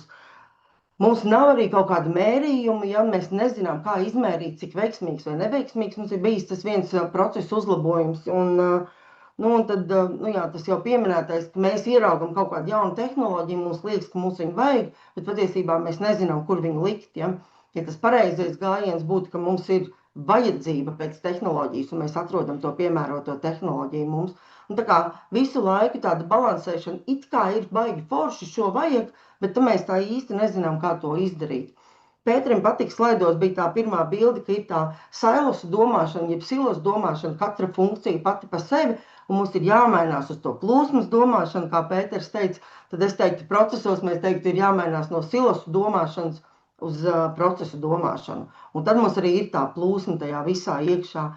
Un, ja mēs tā paskatījāmies jau, Vladislavam bija savilkts kopā, ko jūs teicāt, es jau izvilku vienu no rīkiem, ar ko strādā ļoti daudz dmaikā par Pareto diagrammiņu, mēģinot sastrukturizēt ar to pašu vai ne tehnoloģijas palīdzību, kas tad bija tie jūsu izaicinājumi, ko jūs teicāt, ja? Ko jūs rakstījāt aizpildot šo pieteikumu anketu. Un 33 gadījumos tas, ko jūs teicāt ar atslēgas vārdiem, haoss, standarti, prioritātes, kā sākt pārāk daudz un tā tālāk, ja, tie varētu būt 33% no vismaz 30 jautājumu vai challenge, kas mums bija šajā zālē, ja, vai šajā telpā šobrīd, bija tieši par to, par haosu un procesu sakārtošanu. Tad vēl apmēram kaut kādi 22% no jums teica, ka jūs gribētu saprast labāk, kā tad vadīt projektus ar pieejamajiem resursiem, jo projektu ir daudz, procesu ir daudz, kur sākt, ko darīt, kā ar to visu kopā strādāt. Un te tā ejot ļoti klasiski pēc Pareto diagrammas standartiem, šos divus kopā sasumējot, ja mēs atrisinām šīs divas lietas, tad mēs esam atrisinājuši 50% no jūsu izaicinājumiem. Un es ar diezgan lielu pārliecību varu pateikt, ja jūs skatītos un vadītu procesus pēc DMAIC principa, jūs šos divus noteikti atrisinātu. Jo tas tiešām palīdz, metode kā tāda palīdz mums strukturēt to veidu, kā mēs skatāmies uz procesu uzlabošanu. Cilvēku faktors un pārmaiņu vadība, jūs gadījumā arī gandrīz 20%, ko tad darīt ar tiem cilvēkiem, kuriem visiem vajag pārmaiņas un pēkšņi nevienam neko negribas pašam mainīt, ja? Kā tad mēs to komunicējam, kā mēs nododam informāciju, un tad jau mazāk, patiesībā nosauktajos bija mazāk par digitalizāciju vai par kaut kādām sistēmiskām domāšanām. Ja? Tad reāli jūs esat pareizajā vietā, paldies jums par šo, mums ir pareizais kurs, ko jums iedod, ja? Jo pati, tā, kā lai mēs nepazūdam tajos izaicinājumos, tie atslēgas vārdi noteikti būs, ka mums vajag saprast, kā mēs varam tos datus un datu kvalitāti un pārvaldīt un prioritizēt. Ja?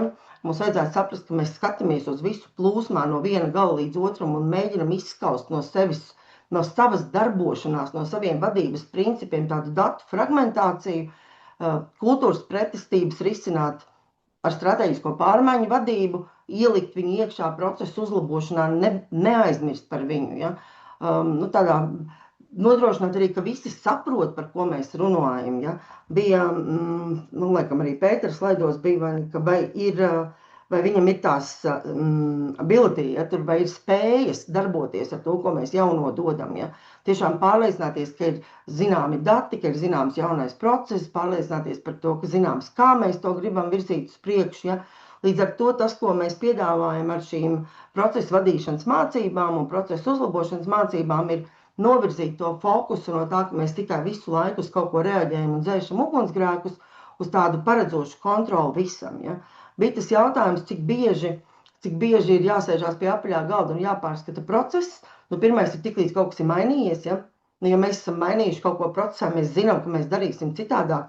Kāpēc, lai mēs procesu nepārskatītu? Ja?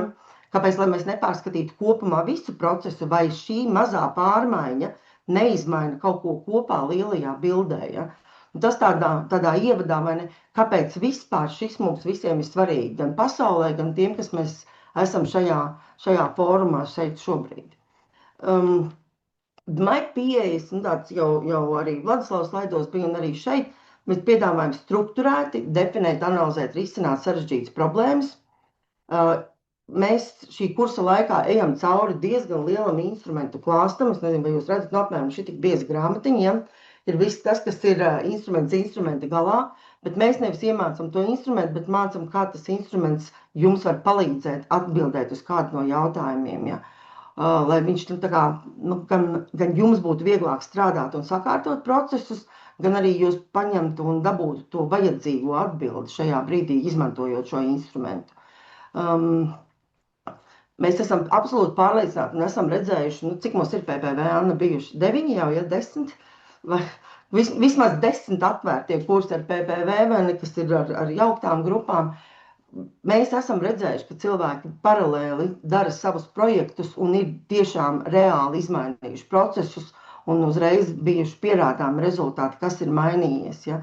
Līdz ar to viss kopā, es domāju, šī ir ļoti vērtīga programma gan dažāda līmeņa vadītājiem, gan speciālistiem tur, kur tas ir nepieciešams.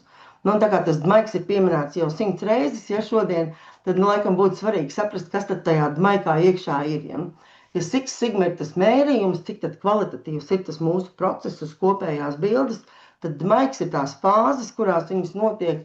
Pirmā tiešām ir definēšanas fāze, kurā mēs gribam saprast to, kas tad ir īstā problēma. Un šeit es laikam minēšu vienu no saviem mīļākajiem citātiem šī kursa ietvaros un runāt, ka tas esot bijis Einsteina citāts, ja nekad jau neko nevar skaidri zināt, bet citāts saka, ja man būtu 60 minūtes pasaules glābšanai, 55 es lietotu problēmas definēšanai. Un šis ir tas, kā mēs maikā skatāmies uz problēmas definīciju. Nevis vienkārši izvilkām vienu faktu, te mums kaut kas nestrādā, mainām, bet tiešām paskatāmies, kas tad ir tā problēma. Šajā brīdī, Linda, man būtu interesanti, vai kāds, kas ir šobrīd pieslēdzies, varētu ierakstīt čatā jau definētu savu problēmu, jo tu minēji, tas atrisina daudzas situācijas. Ja kāds nebaidās padalīties čatā ar savu lielāko problēmu uzņēmuma procesos un ikdienā, tad varbūt kādu no tām Linda paspēs arī atrisināt. Ja? Es te jau diezgan utopiski, bet ierakstiet čatiņā. Ja. Jūs turpiniet rakstīt čatiņā, es tūlītās pateikšu, kāpēc Anna ir utopiski. Ja? Tātad mēs sākam to problēmas definēšanu reāli ieklausoties tajos faktos. Un šeit ir tie burti savienojumi, kas ir VOC-CTC, jeb Voice of Customer, Critical to Customer. Tas varētu būt jebkas biznesa balss, procesa balss, klientu balss, darbinieku balss, jebkas, kas sāp, jebkas, par ko runā, tad patiesībā ir problēma. Ja? Vienīgais, kas mums ir svarīgi, ir atrast, kas tad ir tas atslēgas vārds. Un tie atslēgas vārdi, tas ir tā kā saprotam, kas tad ir tas, kas klientam sāp un nosakam standartu, kā jābūt, lai tas nesāpētu. Ja? Vai kā jābūt, lai tas nesāpētu darbiniekam, vai kā jābūt, lai tas nesāpētu biznesam. Definēšanas fāzē jau ir iekšā visi šie instrumenti, ko mēs redzam, piemēram, iesaistīto pušu analīze. Ko mēs normāli ikdienā, tā ļoti atklāti un godīgi paskatāmies uz pēdējo uzlabojumu projektu, ko mēs esam kaut kur darījuši savās organizācijās. Mēs kaut ko izdomājam, kā tas izskatīsies, un tajā brīdī pamatam darat. Un tajā brīdī tam cilvēkam ir tās atliciens atpakaļ, kāpēc man tagad kaut kas jāmaina. Es jau 30 gadus daru tā, kā es darīju pa vecam. Ja? Tāpēc, ka mēs ar šīm iesaistītajām pusēm vairumā gadījumu realitātē sākam strādāt stipri par vēlu. Ja? Viņam nav šī nepieciešamība kaut ko mainīt, jo viņš nezina, ka viņam ir šī nepieciešamība kaut ko mainīt. Un tā ir lieta, kuru var izmainīt to attieksmi, sākot jau to definēšanas fāzē. Improve fāze ir stipri par vēlu. Jau šeit pastāstam, kas būs, pastāstam, ka mums ir problēma ar to un to, pastāstam, kā mēs varam iet uz priekšu. Tā vienkārši viena no lielākajām kļūdām, kaut kur bija šis jautājums, kas varētu būt viena no lielākajām kļūdām, kāpēc ir šī pretestība. Es teiktu, tāpēc, ka mēs vispār nestrādājam ar iesaistītajām pusēm līdz brīdim, kamēr kaut kas ir jāmaina. Ja? Tādā praksē diezgan bieži tas ir redzēts. Protams, mums ir vajadzīga Six Sigma Mike metode. Viņa vislabāk strādā tad, ja mums ir maza komanda, kas ar šo darbojās, un komanda sastāv no tiem talantiem. Kāds, kuram varbūt deg šī ideja, bet tajā komandā ir arī jābūt kādam, kurš ir varbūt ne tik ļoti pārdevējs vai empātisks, kurš grib kaut ko mums šeit jāmaina, bet kāds, kurš spēj analizēt un strādāt ar datiem, veikt novērošanas un tam līdzīgi. Līdz ar to izveidot labu komandu, sasaukt šo komandu kopā, visiem gribas kaut ko mainīt šajā procesā, visi kopā redz to sāpi, visi kopā redz, kāds būs tas plāns, ko mēs sagaidām no šī uzlabojuma. Un tad jau mēs vienkārši strādājam ar nākamo, kas ir liels klupšanas akmens, mēs izveidojam komunikācijas plānu, kā mēs runāsim ar dažādām iesaistītajām pusēm. Vai mēs runājam, ar ko mēs runājam sapulcē, ar dārgajā, kā Pēters teica, ar ko mēs runājam kaut kādos datu nesējos. Mūsdienās šo komunikācijas rīku ir tik daudz, ka izvēles iespējas ir ļoti plašas. Ja? Atrast kā, vai tas ir e-pasts, vai tas ir video, vai tas ir kviz, vai tas ir pamanīt, ka tev tur sāp, parādīt viņiem, ka tur ir tā lieta, ka tur kaut kas ir jāmaina. Ja? Un katra define fāze, un es ar mērķi viņu šeit esmu atstājusi, vai ne? Katra define fāze beidzas ar to, ko sauc par gate review. Reāli ar tādu čeklisti, un mēs godīgi izējām cauri, vai mēs esam definējuši problēmu, vai mēs esam sapratuši, kāpēc biznesam šī ir problēma, vai mēs esam sapratuši, kāds ir mērķis, vai mums ir skaidrs zināms tas VOC-CTC, vai mēs esam izdarījuši darbiņus ar iesaistītajām pusēm, vai mums ir forša komanda, kas pie tā strādās, vai mēs zinām, kā mēs par to komunicēsim. Un šie ir tie 55 minūtes, ko Einsteins saka, mēs definējam problēmu.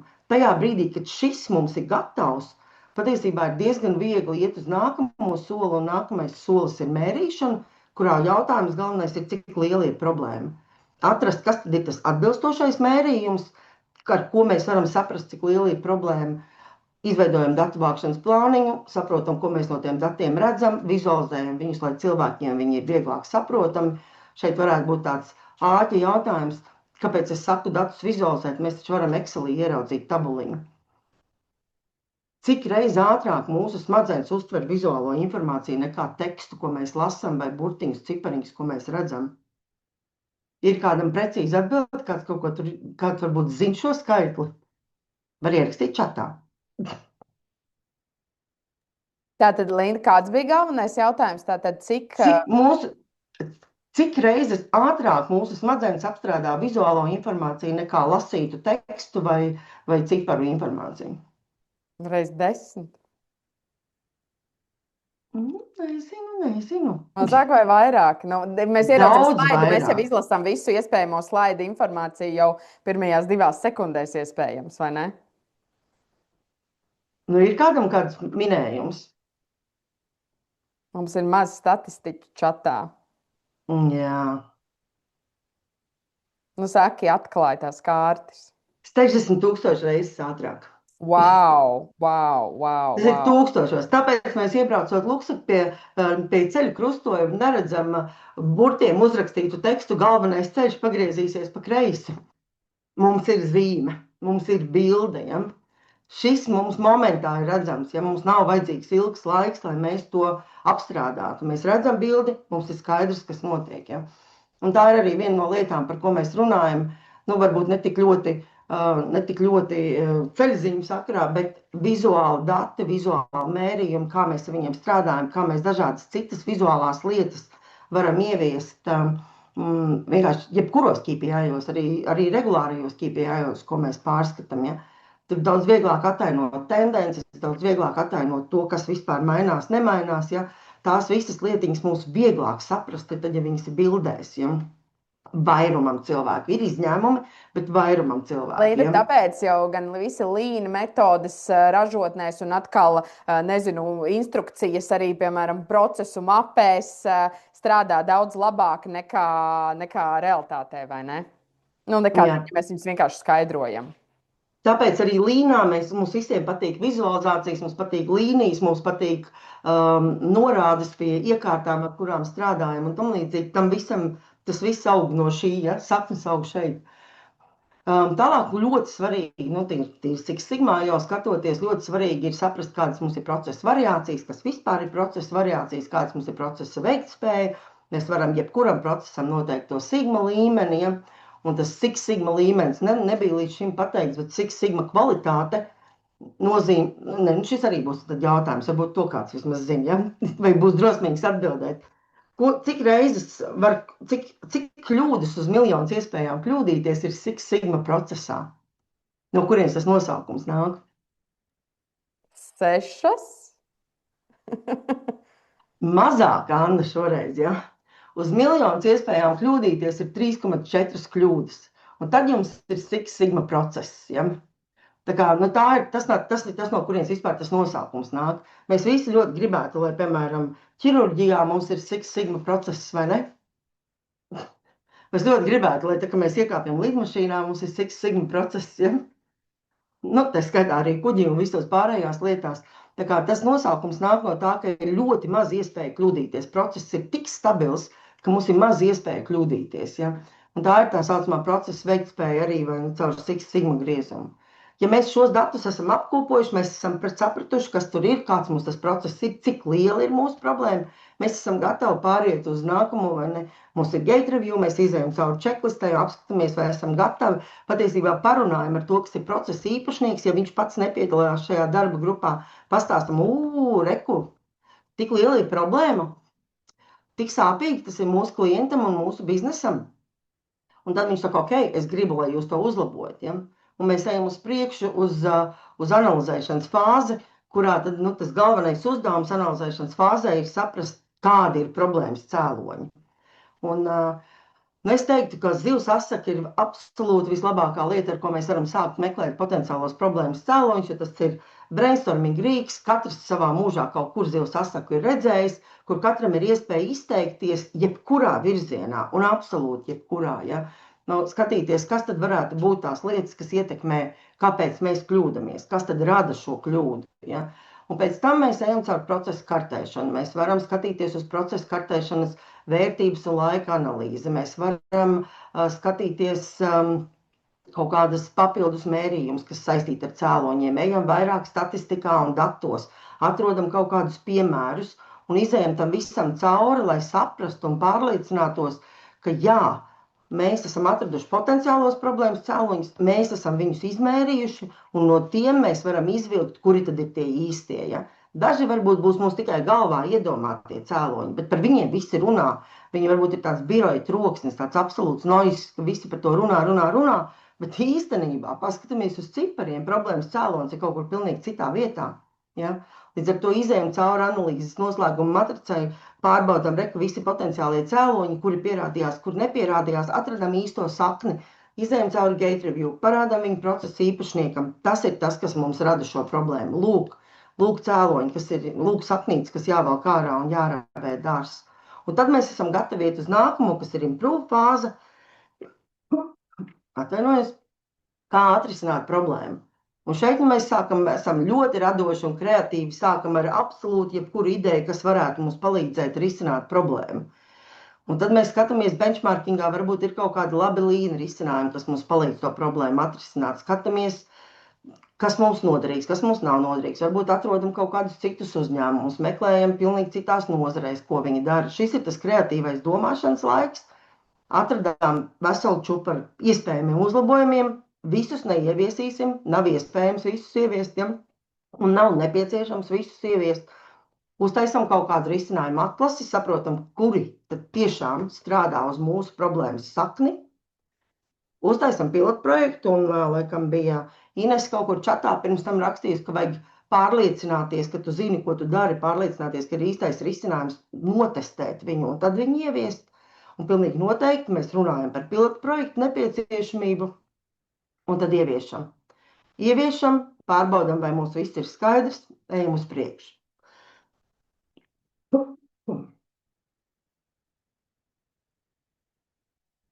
Nu, kā jau viss kārtībā. Baigs gandrīz beidzies. Uzlabojums ir ieviests. Ko te vēl gaidīt? Ķeram nākamo projektu, ejam uz priekšu. Un tā mēs vairumā gadījumu daram, ja mēs šī tik tālu vispār tiekam. Ja?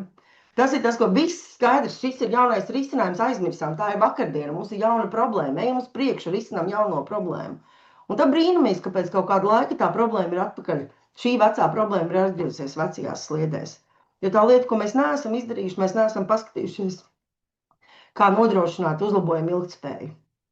Un maikā tam ir vesela fāze, tā saucamā kontrolas fāze, un tādā klasiskā maikā tie varbūt ir pat 3 mēneši,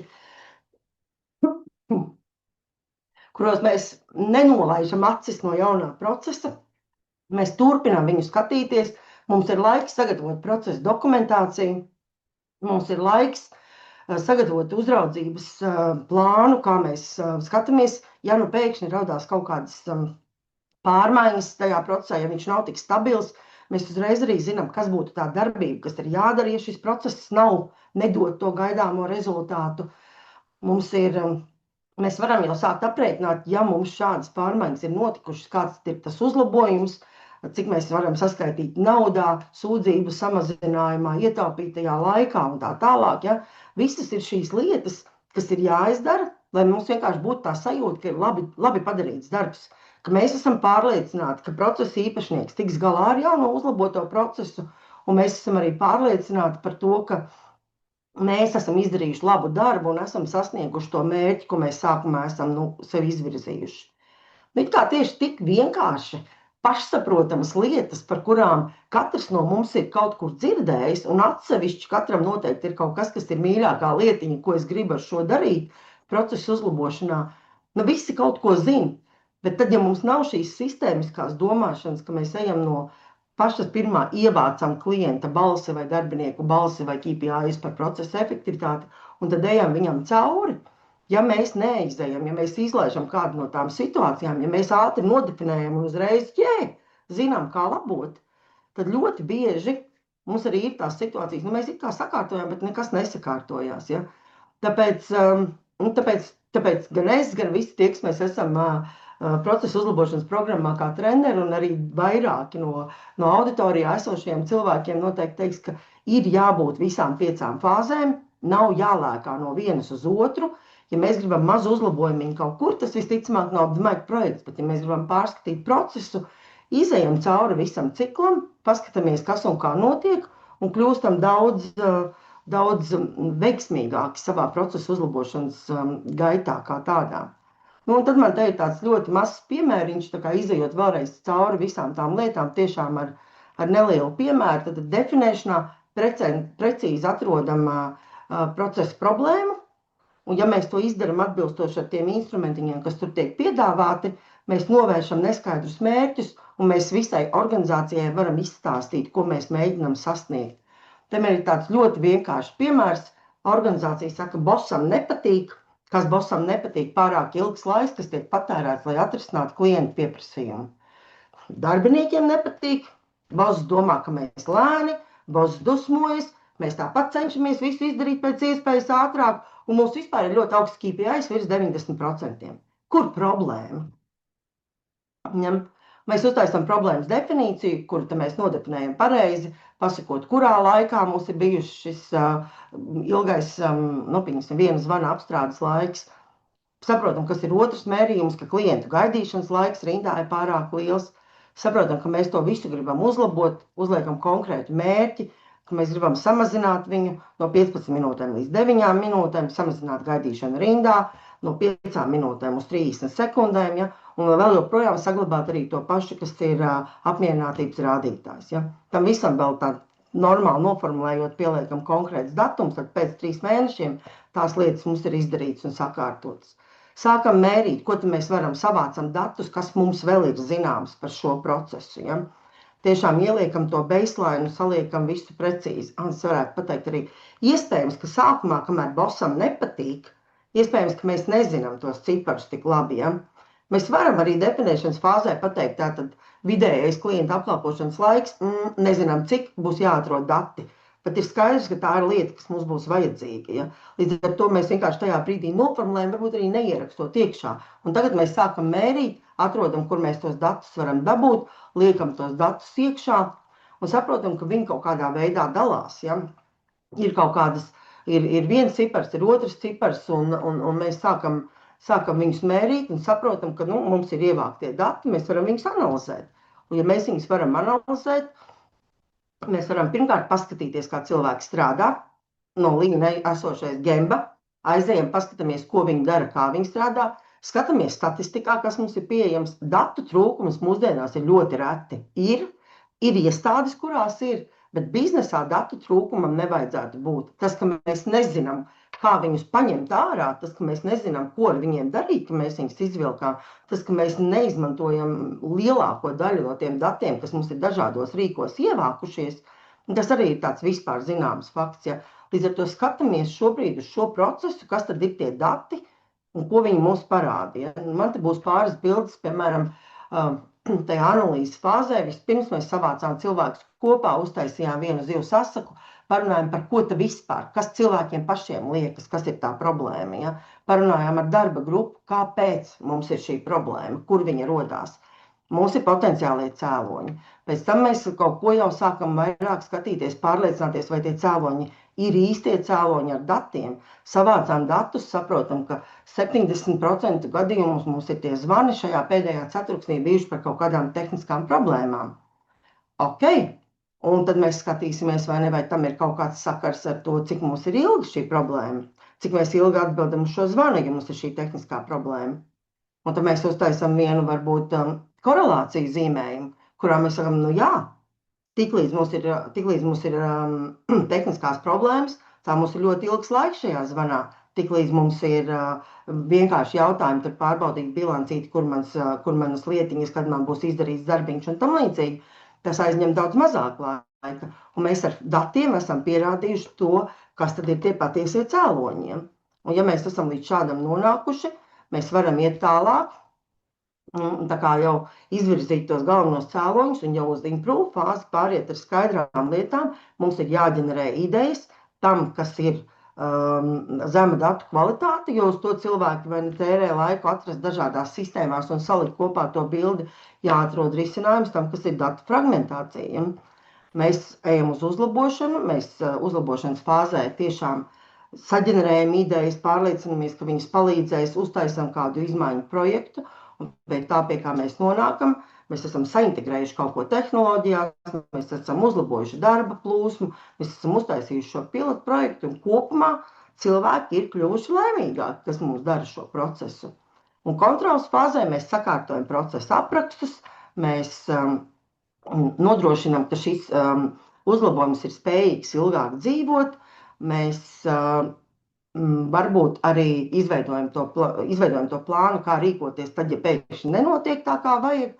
Un tad tāds saldais ēdiens katram Six Sigma līda ekspertam būtu beigās redzēt vienu kontrolas diagrammu, kurā mūsu process ir ar ļoti lielām variācijām, absolūti ne tajā vietā ar vidējo vērtību 370 sekundes, ļaujiet minēt kaut kas virs 6 minūtēm, laikam, ja ar vidējo vērtību 6 minūtes viņš ir nonācis tur, kur mēs viņu gribam, ka viņš ir kaut kādās ļoti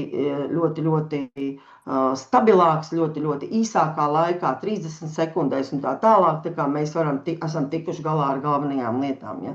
Šī tādā laba uzlabojuma procesa beigās, šis ir saldais ēdiens jebkuram, kurš no šī bardaka mēs tikām uz stabilu, pārliecinātu procesu, kurš atbilst tam, ko klients vēlās un ko mēs arī kā uzņēmums vēlamies.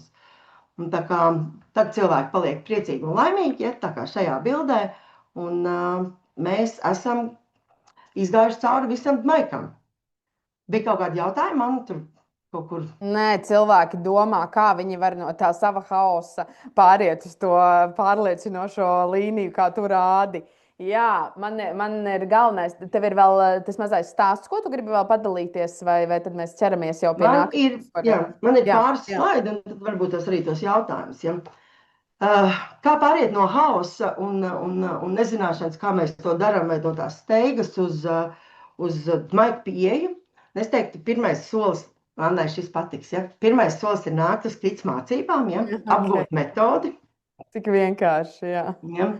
Kāpēc? Tāpēc, ka visā mācību laikā mēs mudinam un principā ļoti vēlamies, lai katrs darbinieks strādā pie sava uzlabojuma projekta. Lai šī pirmā reize, kad jūs izmantojat maika metodi, jums ir pieredzējuši ekspertu uzraudzībā. Ja?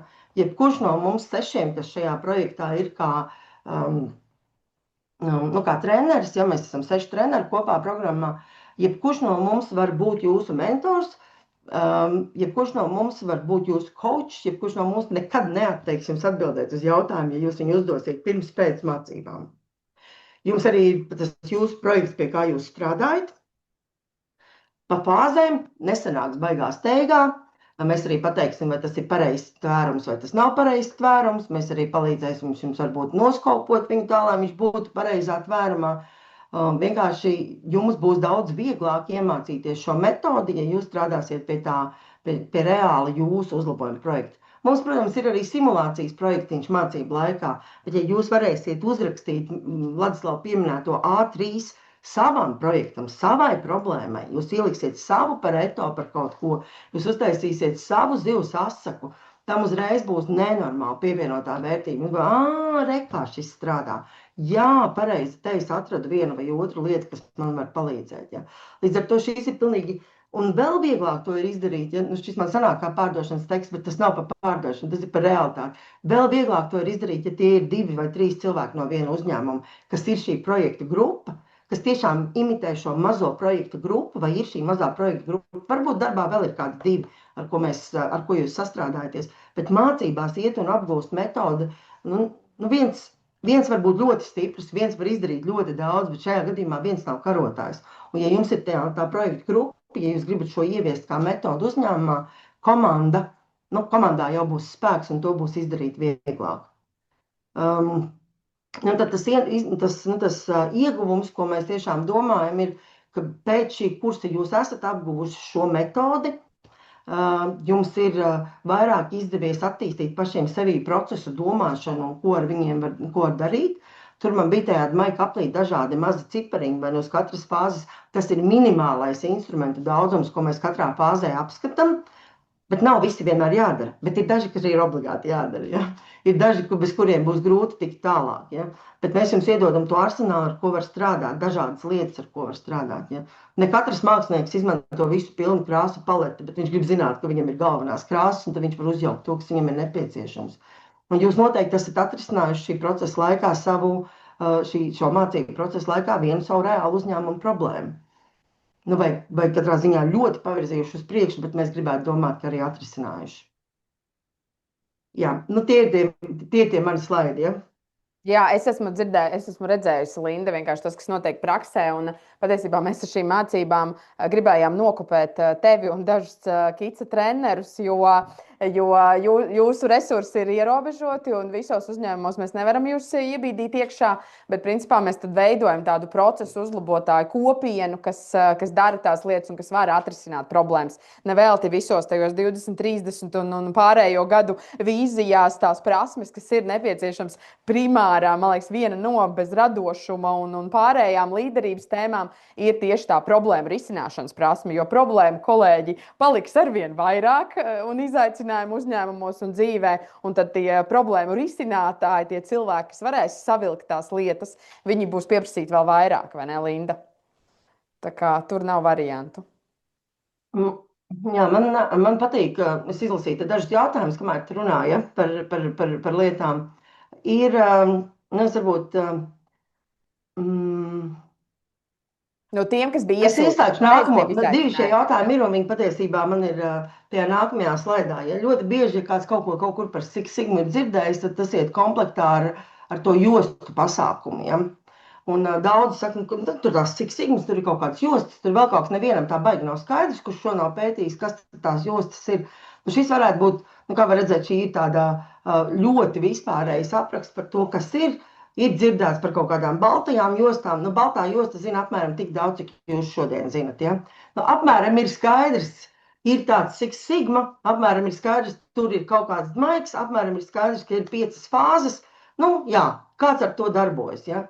Tad ir dzeltenā josta, kas patiesībā ir jau tādu ļoti labu procesu izpratni, kas patiesībā māk strādāt ar kaut ko no šiem instrumentiem, bet vēl nav ļoti pieredzējis tādu uzlabojumu projektu vadītājs. Ir ļoti labs projekta grupas dalībnieks, ir iesācējs projektu vadīšanā. Ja? Nu, man nav šī, es agrāk nezināju Maiku, tagad es esmu iemācījies Maiku, es jau varu vadīt vienkāršus projektus. Un tad ir zaļā josta, kas jau ir tāds stabils projektu vadītājs, kuram jau ir skaidrāk arī, kā tā statistikas izmantot, kur vilkt ārā, ko darīt ar datiem. Ir jau kaut kādas savas iestrādnītas vai speciāli rīki, kur analizē statistiku vai jau savi kolosāli prompti, kur, nezinu, kaut kurš no mākslīgā intelekta rīkiem zīmē tieši to, ko vajag. Un vienmēr to, ko vajag, jau un bez kļūdām. Un tad ir melnās jostas, kas strādā, kas parasti tādā uzņēmumā, kur būtu visas jostas, melnā josta palīdzētu zaļajai un dzeltenajai tiktu galā ar dažādiem jautājumiem, kas var rasties. Ja? Un tad jau meistara melnā josta, Master Black Belt ir tas, kurš var mācīt arī citus, vai ne, un mācīt un tāds ļoti augsta līmeņa eksperts ar pieredzi, un dažādi jāķīgie jautājumi ir ļoti viegli atbildāmi. Bet tad arī pastiprināt statistikas analīzi, ko darīt ar datiem, kā darīt, kā viņus pavērst, kas ir labākais no dažādiem, vienalga, vai tā ir hipotēžu testēšana vai design of experiment vai rīki un tam līdzīgi. Visādas sarežģītākas lietas, kas ikdienā varbūt nav vajadzīgas. Un tad šie divi jautājumi, kas ir ielikti arī čatā, piemēram, varētu būt tāds tipisks jautājums, ko uzdod iesācējs šīs metodas lietošanā, ja? Cik cilvēki parasti darba grupā. Ja? Šis būtu klasisks jautājums, ko mēs uzdodam un prasam savai melnējai jostai, ja mums tāda būtu, vai prasam kits ekspertiem vai meklējam atbildi uz šo jautājumu, kas ir laba projekta grupa. Es teiktu, ka 5+-2 strādā. Ja tas ir vairāk un ārpus šīm līnijām, tad tas jau ir par daudz cilvēku vai par maz cilvēku. Ja? Vai tas vairs nav grupa, vai tas jau ir bariņš. Ja? Tad projekta komanda, man patiktu 5. Ir dažādas vēl papildus lietas. Piemēram, te ir tajā bildē nozares eksperts. Mums mierīgi varētu būt, ka mēs varam iztikt bez viena cilvēka. Viņš mums ir ļoti smalks speciālists, viņam ir jābūt konkrētā vietā. Viņš nemaz negrib nākt pie mums un darboties tajā grupā. Bet mēs zinām, ka mēs bez viņa nevaram iztikt. Un mēs jau viņu reizēm varam vienkārši iesaukt telpā uz šo jautājumu. Šeit mums tevi vajag. Paldies, mēs sapratām. Paldies, ka tu iesaistījies. Ja mums vēl vajadzēs, tu nāksi vēl. Ja? Līdz ar to šeit ir varianti, un par to visu mēs runājam pirmajā dienā, ja? Pirmajā, otrajā dienā PPV kursā, ja? Projektu vadīšanas kursā. Un tad vai ir iespējams nomērīt, ka problēma ir pietiekoši liela? Arī es teiktu, ka ir dažādas pieejas, bet ir daži jautājumi, vai mums ir esošs process, ja, kā Vladislavs teica, vai mums ir problēma, vai mēs zinām, ka tur ir problēma, ja, vai mēs jau zinām risinājumu, tad nav vērts taisīt lielo maigu pieeju. Ja mēs zinām, kas ir problēma, mēs principā visticamāk zinām, kas ir cēlonis, mēs zinām, kā viņu risināt, nav vajadzīgs projekts. Izmēģinājām, strādā ļoti labi. Nestrādā, ir vajadzīgs projekts. Un man liekas, ka vēl ir viens būtisks piemērs, ko es esmu dzirdējusi. Tiek visādi nomērīts. Iespējams, problēma nav pietiekoši liela, lai tam ķertos tērēt laiku, jo tas varbūt ir viens kaut kāds izaicinājums. Un tad šī viena izaicinājuma dēļ vienkārši nočakarējās miljonus eiro projekts. Jo vienā keisā, kas ir ļoti rets case, ir kāds process nav strādājis. Ja? Un man liekas, tas arī, Linda, citreiz ir rādītājs, ka citkārt maza problēma var izaugt par lielu, ja tas ir viens konkrēts būtisks klients, vai ne? Un to tu nevienmēr spēsi nomērīt, vai ne? Ja tas ir daudz projektu, manā DHL laikā mums ir bijis pat ieteikums reizēm taisīt projektu, kas ir balstīts uz vienu vai diviem lielajiem klientiem. Tā kā reāli prasīt, kas ir tam klientam, kas ar viņam nepatīk, un tad balstoties uz konkrēti klienta atgriezeniskās saites, mainīt kaut ko savos procesos, ja tas ir nepieciešams. Jā, man ārkārtīgi patīk tavs stāsts par datiem un par to, ka dati nevienmēr ir tieši tādi paši, kā izskatās realitāte. Un citkārt mēs pieņemam lēmumus, pat vispār neskatoties uz datiem, un tad brīnamies, kāpēc kaut kas nestrādā. Tā kā paldies tev par to brīfingu, kur tu parādīji, kā dažādām metodēm skatīties uz tām lietām, jo es zinu, ka tu dod citiem cilvēkiem, kā tad tam pieķerties un ko ar to darīt. Super, paldies tev, Linda. Kamēr kāds jau sūta aplausus, paldies tev, kad parādīji praksē, kā tu dari šīs lietas. Es nošērošu, tikmēr jūs kāds Daiga raksta paldies, kāds var ierakstīt vēl kādu papildus jautājumu, bet es nošērošu vienu tādu mazu turpinājumu par to, kas tad ir tie nākamie soļi, jo skaidrs, ka Linda nerunāja ar Vladislavu un Pēteri tāpat vien. Tad es pieņemu, ka jūs redzat manu slaidu ar procesu vadīšanu ar Six Sigma. Ja? Redz kolēģi, vai ne? Līna pamāja. Jā. Tātad tas, ko mēs šodien prezentējām un stāstījām, ir tas mūsu sirds lieta, kas ir arī palīdzēt vadītājiem, tā skaitā sakārtot procesus un iedot šīs te zināšanas.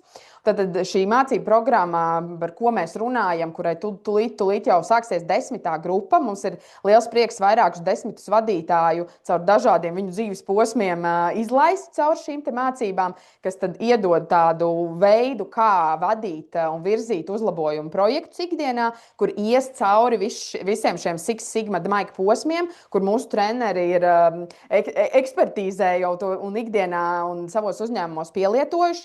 Jums būs iespēja mācīties no absolūtiem savas jomas praktiķiem. Jūs šodien jau redzējāt gan Vladislavu, gan Lindu. Viņiem pievienosies Baiba Drēgere-Vaivoda, kas diemžēl šodien netika, un viņa ir savu pudu sāli sapēdusi gan finanšu un banku nozarē, un šobrīd ir Rimī Baltika grupa operacionālās izcilības vadītāja. Viņai arī ir melnā Six Sigma josta, un viņa varēs iedot to praktisko skatu.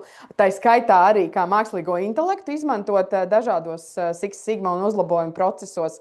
Viņiem palīdzēs arī Uldis Piekuss, kas ir degvielas uzpildes stacijās ieviesis savu veidu revolūcijas un palīdzējis uzlabojumus veikt. Un Miķels Bendiks, kas ir bijis gan digitālās transformācijas projektos, gan tādos uzņēmumos kā Circle K, PricewaterhouseCoopers un Tieto Every. Tā kā katrs ir apēdis savu lielo stāstu uzņēmumos un palīdz ikdienā uzlabot šos te procesus. Un tad, kad visi šie kolēģi un praktiķi satiksies, tad pavisam drīz, aprīlī 22. mēs startējam 10. šo mācību grupu.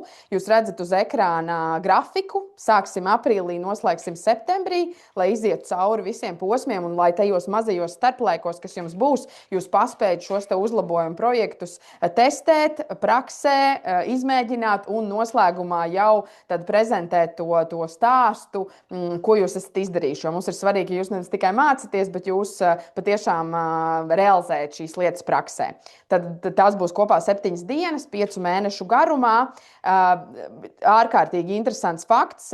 Šobrīd, kā jau jūs nojaušat, mēs esam izcīnījuši arī Eiropas fondu līdzfinansējumu. Tā kā no tās mācību maksas, kas ir par vienu dalībnieku, jums ir iespēja atgūt arī 50 līdz 70% atpakaļ. Tā kā es ārkārtīgi iesaku to izmantot. Tas ir vēl papildus rentabilitāte šādām augsta līmeņa pasaules mācībām, ko jūs varat iegūt lietas. Un mēs ar Vladislavu, Lindu un Baibu, kā Melnās jostas īpašniekiem cīnoties, sapratām, ka mums ir jāievieš papildus jaunums uz šo 10. jubilejas grupu, un mēs plānojam tātad jums jau šajā grupā iespēju iegūt papildus Six Sigma dzeltenās jostas certifikāciju. Tie, kas vēlēsies, jums būs papildus uzdevumi.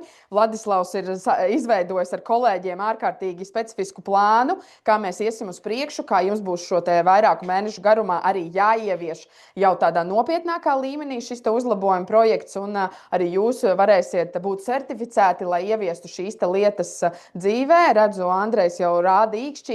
Mums ir vairāk arī bijušie absolventi, kas gribētu pretendēt uz šo jostu. Nebaidieties, mēs arī ar jums piedāvāsim šo te iespēju, jo tiešām tas ir unikāla lieta. Daži no jums iespējams ir redzējuši Latvijas tirgu arī iespēju citās organizācijās iegūt jostas, bet man uzreiz jāsaka absolūti atklāti. Tas nav īstais Six Sigma process. Citkārt jums kāds piedāvās šo te jostu iegūt ar 2 dienu mācībām, tas nav korekti, jo realitātē arī mūsu treneri ir to pieredzējuši praksē un pasaules līmenī. Lai tu to iegūtu, tev ir jāievieš šis te projekts jau tādā nopietnā līmenī, un to noteikti nevar izdarīt 2 dienu laikā, tāpēc skatieties, analizējiet informāciju, kas ir pieejama, un piesakieties tur, kur jūs patiešām uzticaties tai praksē. Tā kā mums starts ir 22. aprīlī, un mums ir pieejams šobrīd, man liekas, kolēģi man neļaus samelot, varbūt jau 10 vietas tikai ir palikušas grupā. Tā kā fantastiski vadītāji jau daži ir pieteikušies, procesu cilvēki, kas ir atbildīgi uzņēmumos par procesiem un šo te uzlabojumu vadīšanu. Tā kā jums būs, kā vienmēr, Kicā laba kompānija, ar ko mācīties no praktiskā viedokļa. Nu, ko? Mēs esam precīzi just in time. Paldies tiem, kas man ir mācījuši līnu un laika plānošanu. Mani kolēģi ieliks arī čatā vērtējumu. Arī mēs skatāmies, kā mūsu šos demo ar vērtīgo informāciju jums labāk pasniegt. Tāpēc liels lūgums pirms dodaties tālāk dzīvē un darbos, vai nu caur QR kodu vai caur linku čatā, novērtējiet šodienas pasākumu, iedodiet mums atgrieznisko saiti, lai mēs zinām, ko jums dot un stāstīt nākamreiz, jo šie Kīts pasākumi ir jau kļuvuši par tādu vērtīgu iespēju, kur vairāk kā 100 cilvēki var satikties un dzirdēt gan tendences, gan saprast, ko tad šobrīd mācīties, lai būtu vieglāka dzīve. Paldies jums par šodienu. Es lēnām ņemšu nost ekrānu un skatīšos čatā, vai ir kādi papildus jautājumi. Kolēģi Olga, Aldis raksta jau lielu paldies jums. Mani aplausi Pēterim Rimšam, kas ielec pēdējā brīdī Linda, tev un Vladislavu. Man bija absolūti skaidrs, ka man arī pašai ir jāmācās procesa uzlabošana, un kad man kāds mūsu klients vai mani kolēģi saka, bet procesus jau var uzlabot visu laiku, es viņiem absolūti piekrītu. Un tā kā es skatīšos, vai man pietiks arī kāda vieta šajā mācību grupā, jo ir ko darīt. Mums Latvijā ir ļoti daudz ko darīt, lai mēs uzlabotu procesus un nebūtu jādzēš tie ugunsgrēki. Vai ne? Vladislav, tā ir. Mazāk dzēsīsim ugunsgrēkus un vairāk darīsim lietas, kas ir svarīgas. Paldies jums par kopā būšanu. Dodaties dzīvē. Man viens uzdevums šodienai tiem, kam ir laiks, un es domāju, ka laiks vienmēr ir, ja tā ir prioritāte. Padomājiet, ar ko jūs sāktu, kas ir jūsu trakākais process uzņēmumā, un Atsūtiet man ziņu vai kādam no KITS kolēģiem, gan tad, ja jūs gribat ielikt šajā aprīļa procesa uzlabošanas grupā, gan tad, ja gribat to kārdinošo dzelteno jostu iegūt, gan tad, ja jūs vispār nezināt, ar ko sākt. Jo es mēdzu teikt, ka vadītāji ir vientuļa profesija, ir ārkārtīgi svarīgi ar savām problēmām un izaicinājumiem nepalikt vieniem. Tiekamies dzīvē un biznesā. Paldies!